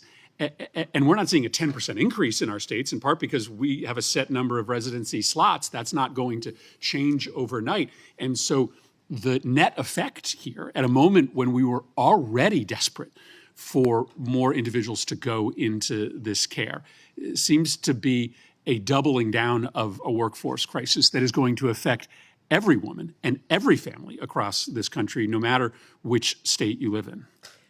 Absolutely. Thanks, Senator, for that question. Absolutely. And these folks are not just providing abortion care, right? They're providing the full range of reproductive care, which means that if you are seeking prenatal care or contraception or IVF or any of a number of reproductive care options, you will not have those providers available. We already have maternity care deserts around this country. Those will only increase as well. And I think it also forces doctors to think about, do they want to risk criminalization for providing this standard medical care, this basic medical care? Great. Thank you, Madam Chair. Senator Budd. Thank you. I thank the panel and for your story and testimonies. So after the Biden administration's FDA, it ended in-person dispensing requirements. As I understand, chemical drugs are now routinely available without any medical supervision. So Dr. Francis, can you tell us about abortion reversal pills and why it's important for states to make sure that pregnant women have access to information about these pills, particularly those women who are considering abortion? Dr. Francis. Sure. Thank you, Senator Budd, for your question. If I can first just highlight the dangers of the FDA's decision to lift that in-person dispensing requirement, because that will tie into abortion pill reversal as well. What that removes from women is any kind of medical oversight. It removes the opportunity to document how far along in their pregnancy they are. Many women are wrong about how far along in their pregnancy they are, and we know that the farther along in pregnancy a woman takes those drugs, the higher the risk of complications.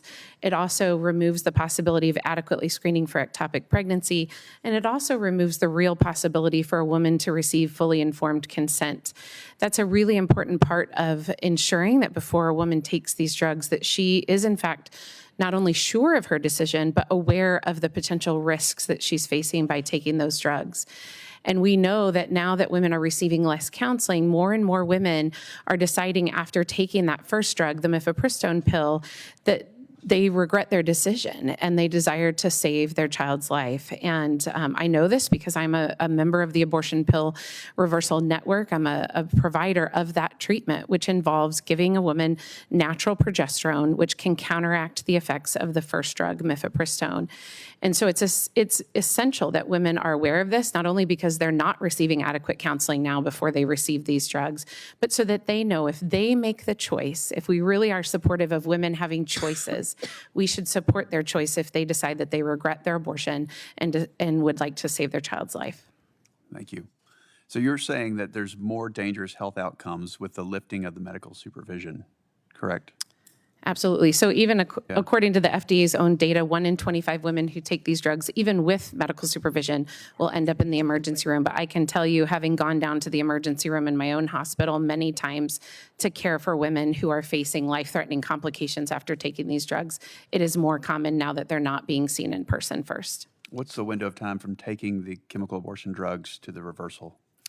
So it's most effective if it's taken within the first 72 hours, but especially within the first 24 hours. So it's imperative that women have this information so that they know if they change their mind that there is a treatment that they can access. So in light of the FDA ending in-person dispensing requirements for these drugs, can you talk about how human traffickers are exploiting the lack of protections and that used to exist for women? Well, you know, we certainly know that there is a link between human trafficking and forced abortions. That's been shown very clearly. And it's also been shown that one of the main points of contact for a trafficking victim to get help is actually with a medical professional. And so what we've done now is we have removed that point of help for a woman, and we've also allowed for traffickers a way for them to be able to access these drugs online. It's been well documented that women who are not pregnant are receiving these drugs after going online and ordering them. I personally talked with a woman who was in her 60s who got these drugs. She just wanted to see if she was able to get it. And she was able to get these drugs. So it is now possible for anyone to go online, get these drugs. It is, traffickers could stockpile them so that they could force them on their victims to force abortions have in the past. Can you walk me through some of the ramifications of S 4381, given that it waives protections from the Religious Freedom Restoration Act? This is the contraception legislation that's before us right now. So I believe it's S 4381, and it waives protections from the Religious Freedom Restoration Act.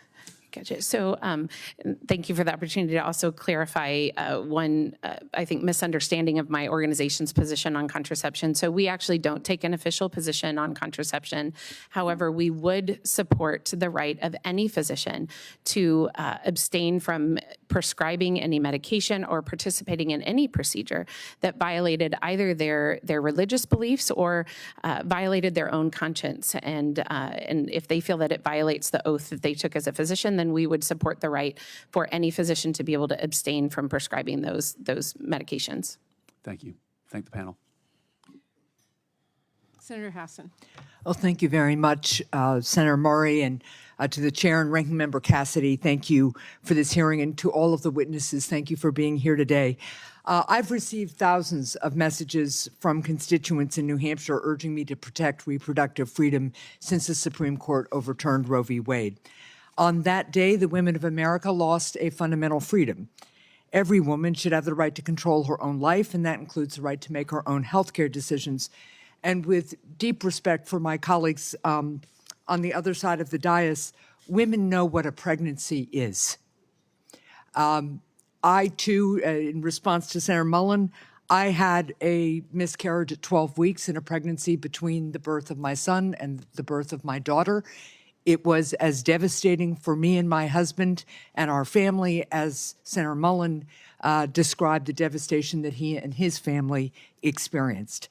So right now, though, women are facing a danger in our country that is real and it is grave. And that includes women like one of my constituents who was carrying twins and discovered in the third trimester that one of the twins could prove fatal to the other. Now think about the decision that she and her physicians had to make as they grappled with this very rare, very difficult medical challenge and the impact of the abortion ban in New Hampshire on her and her physician as they tried to figure out what to do. So a few questions. Dr. Linton, abortion bans are impacting multiple facets of women's health care. Miscarriage is common, and as we've just talked about, it can be devastating. 1 in 5 pregnancies in the United States results in miscarriage. In places where abortion bans are in place, some women experiencing miscarriages who need immediate medical attention are being denied the health care that they need because doctors fear criminal penalties if they treat these women. So can you discuss how abortion bans are jeopardizing the health of women who are having miscarriages? Yeah. Thank you for that question. Yes, I think that it goes back again to this idea of confusion. These laws are not written by physicians. Many of them are written before the era of modern medicine, before we had ultrasounds and modern diagnoses that we use today. So asking a physician to interpret a law, not only through a medical lens, but through a modern lens, can be very difficult. We are physicians. We are not lawyers. We did not go to medical school to make very intricate legal decisions. And so as much as sometimes I obviously my biggest concern is for the patient in that situation, and yet at the same time, I can't necessarily blame the physician for having this fear over confusion of whether or not they can provide care. We need to focus on letting physicians make medical decisions to be able to care for the patients in front of them. Thank you. Dr. Verma, abortion bans and restrictions are even making it harder for women to get prenatal care that supports the well-being of women and their babies. It's harder than ever to recruit obstetricians, as you all have talked about, and gynecologists to practice in rural areas across the country, especially once you factor in abortion bans, including those that could put doctors and their patients in jail. Dr. Verma, what is the impact of abortion bans on doctors who are trying to do their jobs? In particular, how are these bans limiting women's access to care in rural areas? Absolutely. Thank you for that question. I, even pre-Dobbs, was seeing patients in Georgia that were traveling significant distances to get to a hospital where they could get prenatal care, to get to a doctor who took Medicaid, if that is their insurance. And so there are multiple barriers that women are already facing. What we're seeing is as more doctors leave these states because of abortion bans, those distances that patients are having to travel are getting further and further. And patients are also scared. One of the things I do in my practice is I do preconception counseling visits where I sit down with a patient who wants to get pregnant and talk to them about how to optimize that pregnancy. So starting a prenatal vitamin, getting off any medications that are dangerous for the pregnancy. And since Dobbs, I'm hearing again and again, patients are asking, what happens if I get pregnant and something goes wrong? And these are patients with desired pregnancies. They are so afraid that something is going to go wrong and they won't be able to get the care that they need. And it's affecting people's decisions about whether to expand their family, even if that's something they want. Absolutely. Thank you. I am almost out of time, so a quick question for Ms. Lopez. Since Roe v. Wade was overturned, it's more critical now than ever that women can access contraception. Most forms of health insurance cover birth control. However, there are nearly 1 million women of reproductive age who are enrolled in Medicare because of a disability, and they don't have guaranteed access to contraception. I'm working on a bill that will close this contraception coverage gap by requiring Medicare to cover all forms of contraception, allowing women with disabilities to get the type of contraception they want and need. Can you speak to the importance of requiring Medicare to cover contraception? Yeah, thank you. And thank you for your championship of that legislation.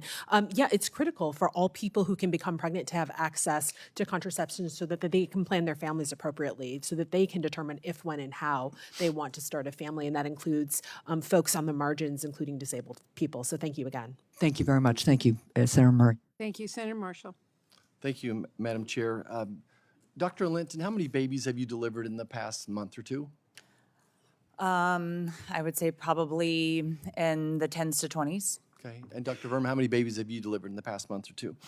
That's a good question. I'm terrible at estimating, but over my career, thousands. But you're still active. You're still actively delivering babies. Oh, yeah. I do have a labor and prenatal delivery clinic. shifts every week. How often or what type of range would you do sonograms on a pregnant woman, let's say before their 4th month of pregnancy? Hardly ever, a lot, sometimes.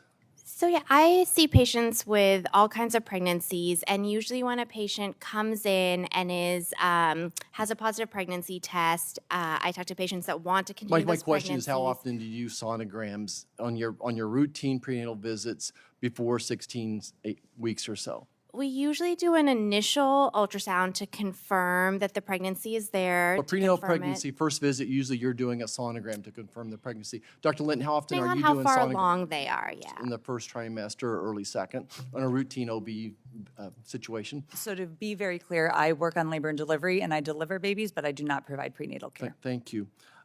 So then, Dr. Linton, you've delivered a 23, 24-week baby, I'm sure, before.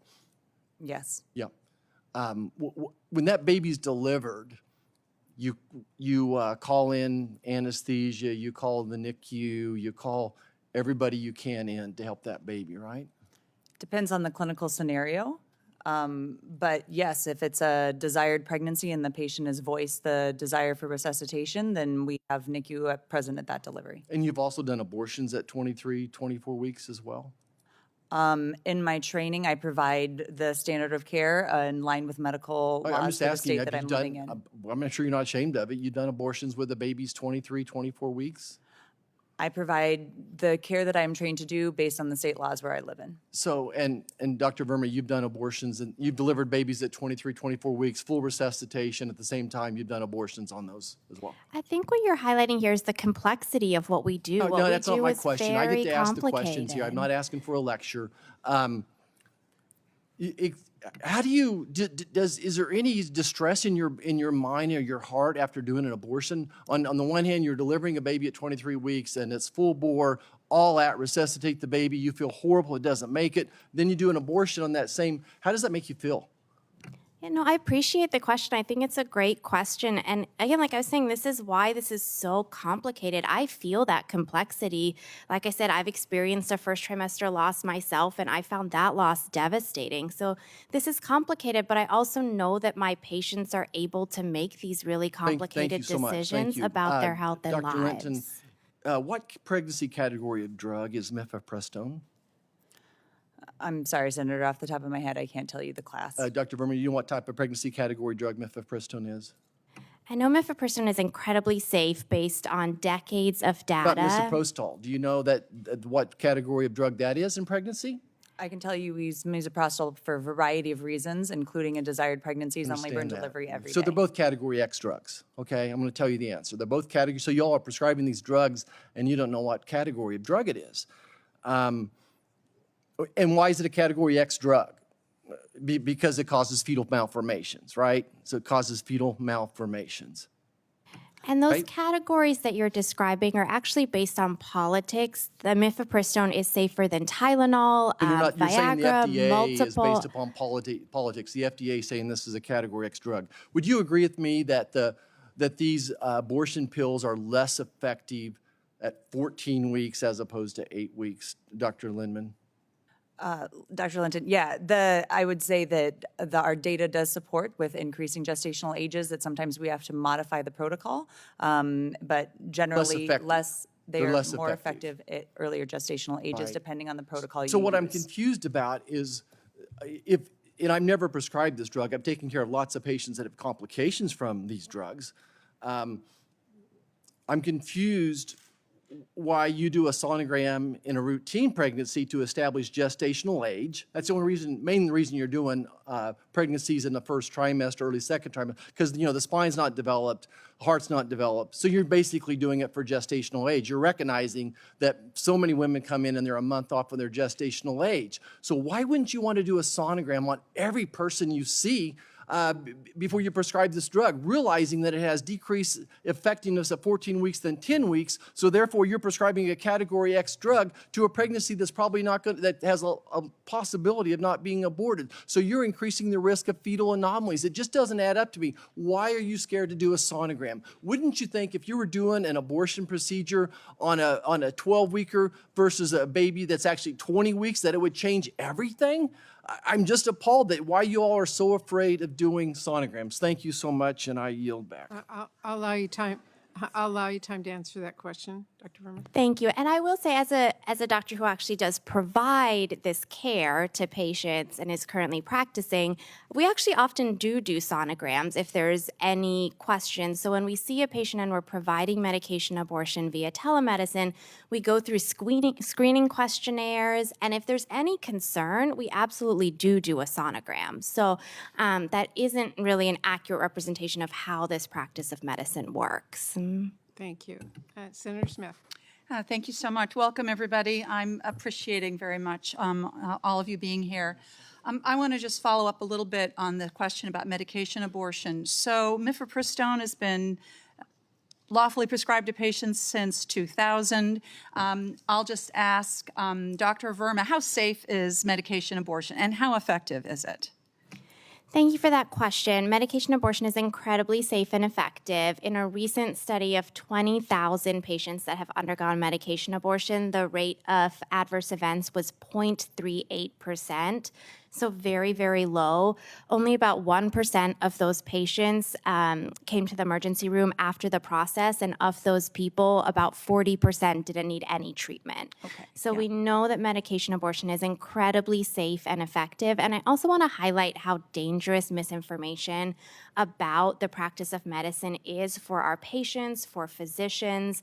The American Board of OBGYNs, which is the board that certifies all of us OBGYNs at this table, has asserted that abortion care is safe, is effective, that medication abortion is safe, that abortion reversal is not something that we can, in good faith, offer to our patients because it can cause serious risks of bleeding and hemorrhage, and that abortion care does not cause preterm birth. And so I just want to highlight some of that misinformation that we've heard today because it can be very dangerous and contradicts what the American Board of OBGYNs and American College of OBGYNs asserts. We've heard a few things also today about abortion reversal drugs, saline abortions. Is there any misinformation that you'd like to clear up there as well?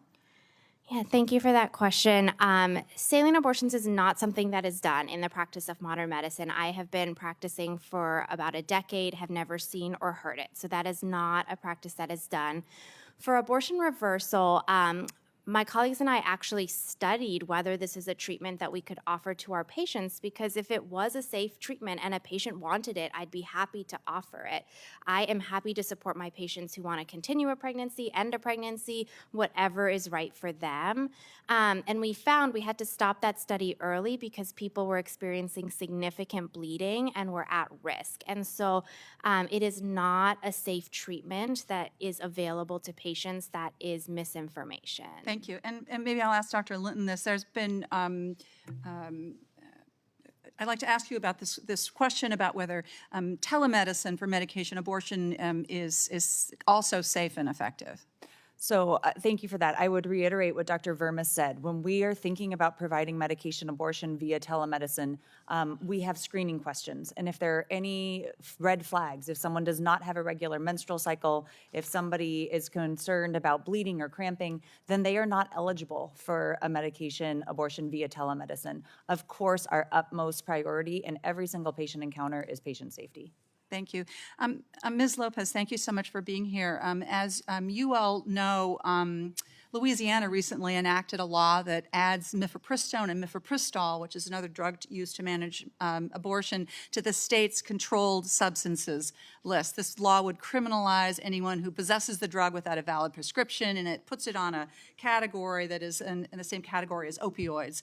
I'm just wondering, is there any reason, I mean, what would be the, what do you make of that? And do you believe that medication abortion should be put in the same classification as these other dangerous controlled substances? The easy answer is no, and I think my colleagues have really reiterated how safe and effective medication abortion is. We have 2 decades of widespread use, of study of this drug, so we know that it is safe and effective both here and globally. It has also become an incredibly important option for folks to access abortion care. 2/3 of abortions are now via medication abortion, and so any effort to restrict it further is simply an effort to make abortion more difficult to obtain. And what impact does that have on women, for example, living in rural communities, people who have a really, who struggle already to get access to care, including women who, are marginalized in so many other ways and don't get access to care? Yeah, the folks who are most impacted by all of these abortion restrictions are folks who are already marginalized by our healthcare system. So folks of color, the or underinsured, young folks, LGBTQ folks, and folks who, as you said, Senator, live in rural communities. And so it makes it harder to get. We know now that 1 in 5 abortion seekers is traveling out of state to get care. So it means they're leaving their home communities at significant financial, logistical, and emotional cost to themselves and their families. Thank you. Thank you, Chair Murray. Well, Chair Sanders and Rank. Senator Baldwin is settling in. I just want to ask unanimous consent to enter into the record 7 statements in support of abortion access and reproductive freedom. Without objection. Senator Baldwin. Thank you. I want to thank you, Senator Murray and Chairman Sanders, for holding this hearing. Because in the wake of the overturning of Roe, I think we must keep drawing attention to the dire consequences on women's health across this country, and particularly in my home state, states like Wisconsin. Before the Supreme Court overturned Roe versus Wade, generations of women in this country had only known a country with the right to abortion care, and they only knew a country where every woman had the freedom to make their own choices about if and when to start a family. But when those freedoms were stripped away, Wisconsinites were sent back to the year 1849, the era. They live under a pre-Civil War criminal ban on abortion care. And I've heard such horrifying stories since that ban went into effect about women bleeding out, about contracting life-threatening infections before receiving care, about women forced to travel hours and hours away from their families and support systems to receive care for an unviable pregnancy. Thankfully, more recently, Wisconsin has been able to take important steps to restore abortion services in 3 communities. 3 counties. We have 72 counties. However, without access to care statewide, too many Wisconsinites must still drive hours, take time off work, arrange for childcare, and face medically unnecessary barriers before getting the health care they need. And while some people debate whether it should be the state or the federal government who should decide abortion rights, I believe it's women who should decide about these issues. And that's why we must pass the Women's Health Protection Act, which I author, ensuring that women have the right to make healthcare decisions and freedom to access abortion care no matter where they live. Dr. Linden, I'm so glad that you are here today to share your experience about providing care in Wisconsin. Your testimony highlights the impossible landscape that you and other providers have been forced to navigate in the wake of the Dobbs decision and the effects on real patients in the state of Wisconsin. These stories aren't hypotheticals. They're about real people. And I wanted you to tell us a little bit more about how patients in Wisconsin were affected immediately after Dobbs. How was the Dobbs decision and Wisconsin's archaic 1849 law, how has that harmed Wisconsinites? And I imagine there were people who had appointments for care on the day that the Dobbs decision came out. Absolutely. Thank you, Senator Baldwin. So, yeah, you're exactly right. Because of the 1849 law, this was not a law that if Dobbs was passed, then we had 30 days or 90 days or whatever. It was, of course, as we've mentioned a couple times, there have been questions about the enforceability, but because of the risks of $10,000 fines and 6 years in prison, that went into effect for us immediately. So at 9:10 a.m. on the 24th of June, we ceased providing care that moment. We had patients in our clinic. We had patients scheduled the next day, and staff members had to go out into the lobby and tell them, because of something that just happened states away, you cannot receive care here today. And it was incredibly difficult for patients and staff to try to figure out next steps to help them get health care. Thank you. I've introduced legislation that I just described, the Women's Health Protection Act. This bill would guarantee that doctors have the freedom to provide abortion care and give patients the ability to receive the care they need nationwide. How would passage of that act impact in Wisconsin and improve care for patients right now? Thank you. And as a Wisconsinite, I do want to thank you very much for your leadership on this issue. As I mentioned, and as you mentioned, we've resumed abortion care in Wisconsin, but the future of abortion access in Wisconsin is anything but clear. Even as we are providing abortion care right now, we are still practicing under medically unnecessary restrictions, including 24-hour waiting periods, ban on telemedicine, parental consent law, mandatory ultrasounds, et cetera. So as a physician who sees the impact of these restrictions every single day, I can tell you that federal protections for abortion access will only improve the care that we can provide our patients in Wisconsin. Thank you. And what do you want us to know about the current state of, tell us how these barriers that you just described that are in part of state law, how do they affect patients that you see? I think first and foremost, they delay care. We know, as you mentioned, abortion is only accessible in Wisconsin right now in 3 counties. Our state is a lot bigger than 3 counties, so patients are already having to travel long distances. We know that 24-hour bans are often not 24 hours. We have a same physician law in the state of Wisconsin, so the patient has to see the same physician for a counseling appointment is to receive their medication abortion. So oftentimes between those two appointments, it can be a week or plus before they can come back. And abortion is an incredibly time-sensitive procedure. So all of these additional restrictions are creating hoops and barriers for patients to receive routine, or what should be routine health care. Thank you. Thank you. Senator Kane. Thank you. Well, like many who spoke today, I think the Dobbs decision was a disaster, both in terms of the human consequences of it, but also the radical nature of undoing not just 50 years of Roe versus Wade, but 100 years of 14th Amendment precedent that began with cases like whether parents should be able to make their own choices about whether their kids go to parochial schools or not. Should parents be able to make their own choices about educating their children to speak German? Should people be able to marry who they want? And the Supreme Court's decision to cast out not just Roe, but then jeopardize all of these other rights that we've taken for granted for a century has had just a set of horrible consequences. I think we need a national protection. I have a bipartisan bill that would protect both Griswold and Roe and restore to where we are pre-Dobbs and make plain that your rights shouldn't depend on what zip code you live in. Your rights shouldn't depend on who your state legislature is.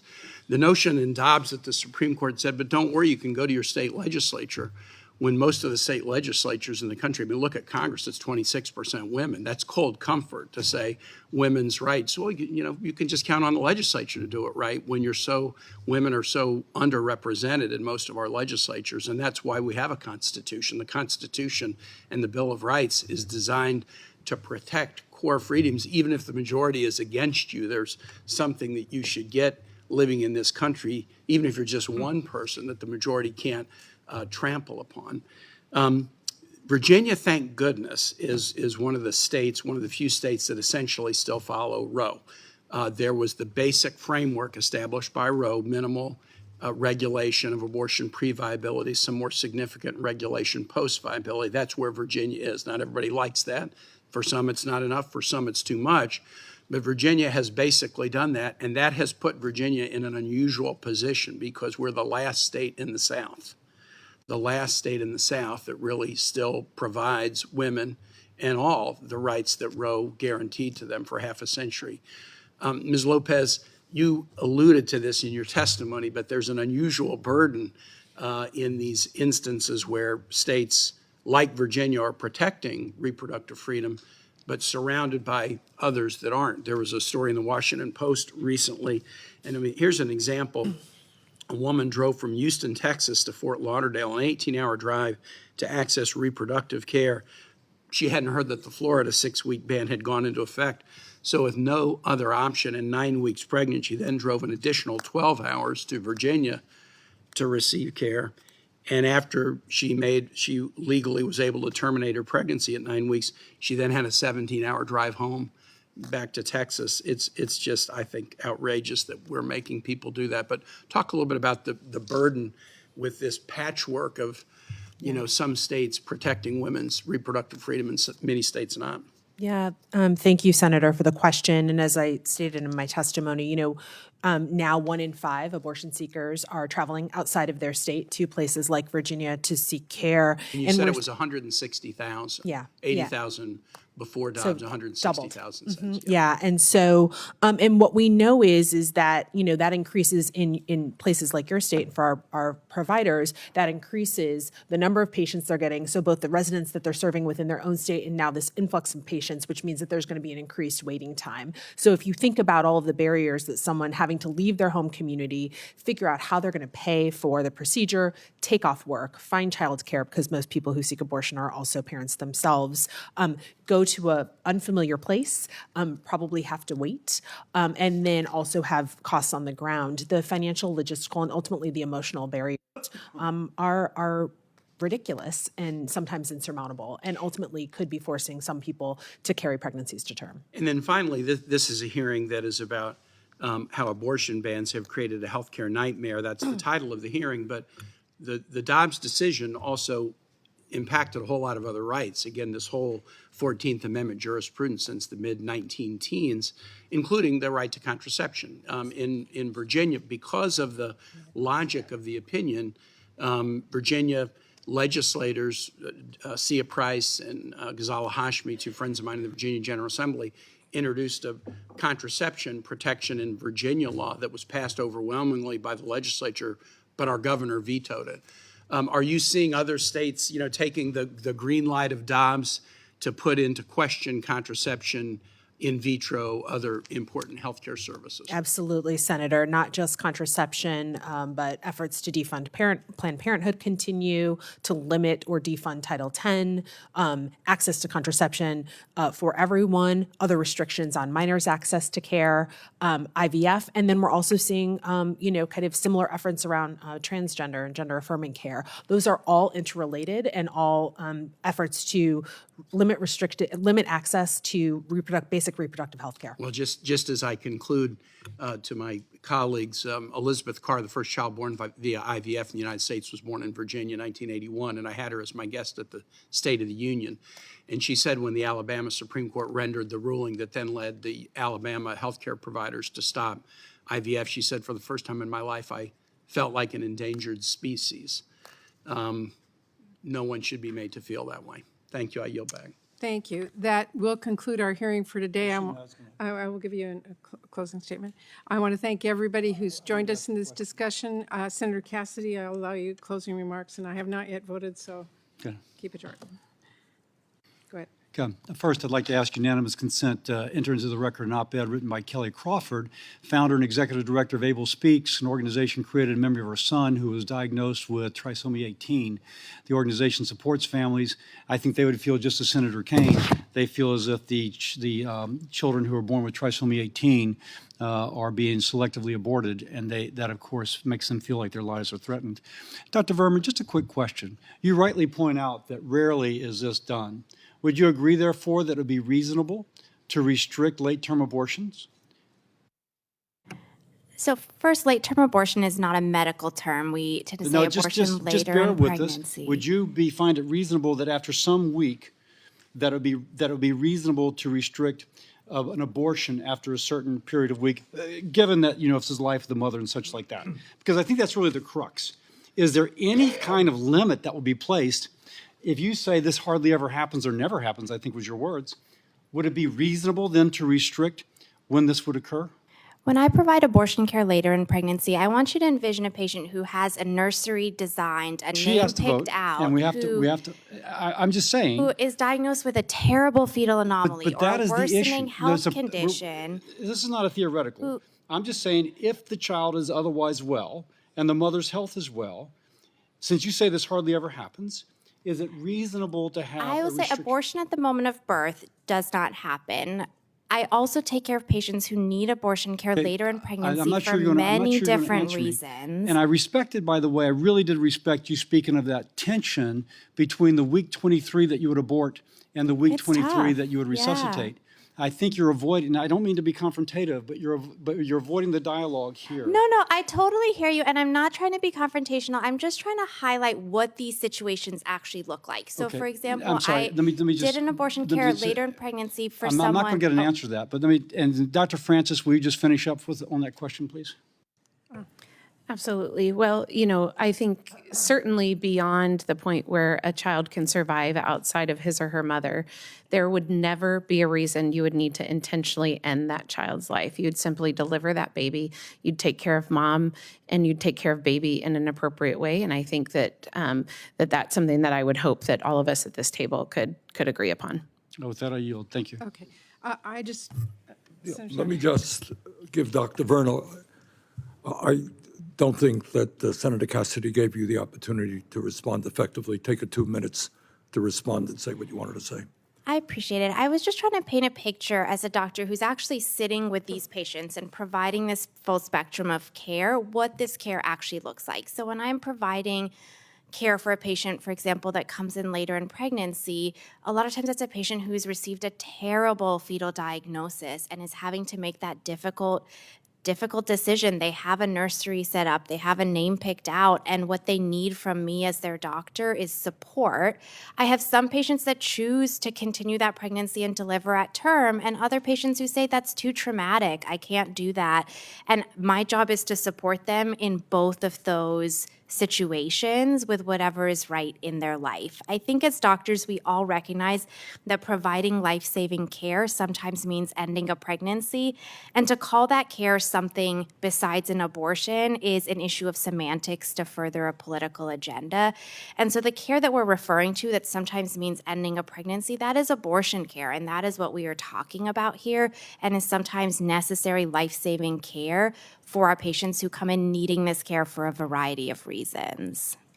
Thank you for that comment. And I'll just say that, as Dr. Verma said, abortion up until the moment of birth doesn't happen. Abortions that are later in pregnancy are extraordinarily rare, and they occur essentially only when a pregnancy is non-viable and the mother risks severe injury or death by remaining pregnant. The Democratic position on abortion is simple and mainstream. We want to ensure that every woman has the right to receive abortion care should she need it.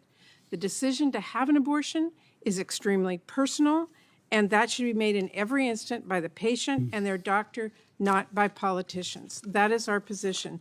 And with that, I just want to end this hearing by saying that this is the truth. This is a topic that is absolutely not going to go away, because women are going to continue suffering under Republicans' extreme abortion bans. They're going to continue to have to travel thousands of miles and scrape together thousands of dollars to get the care when they need an abortion.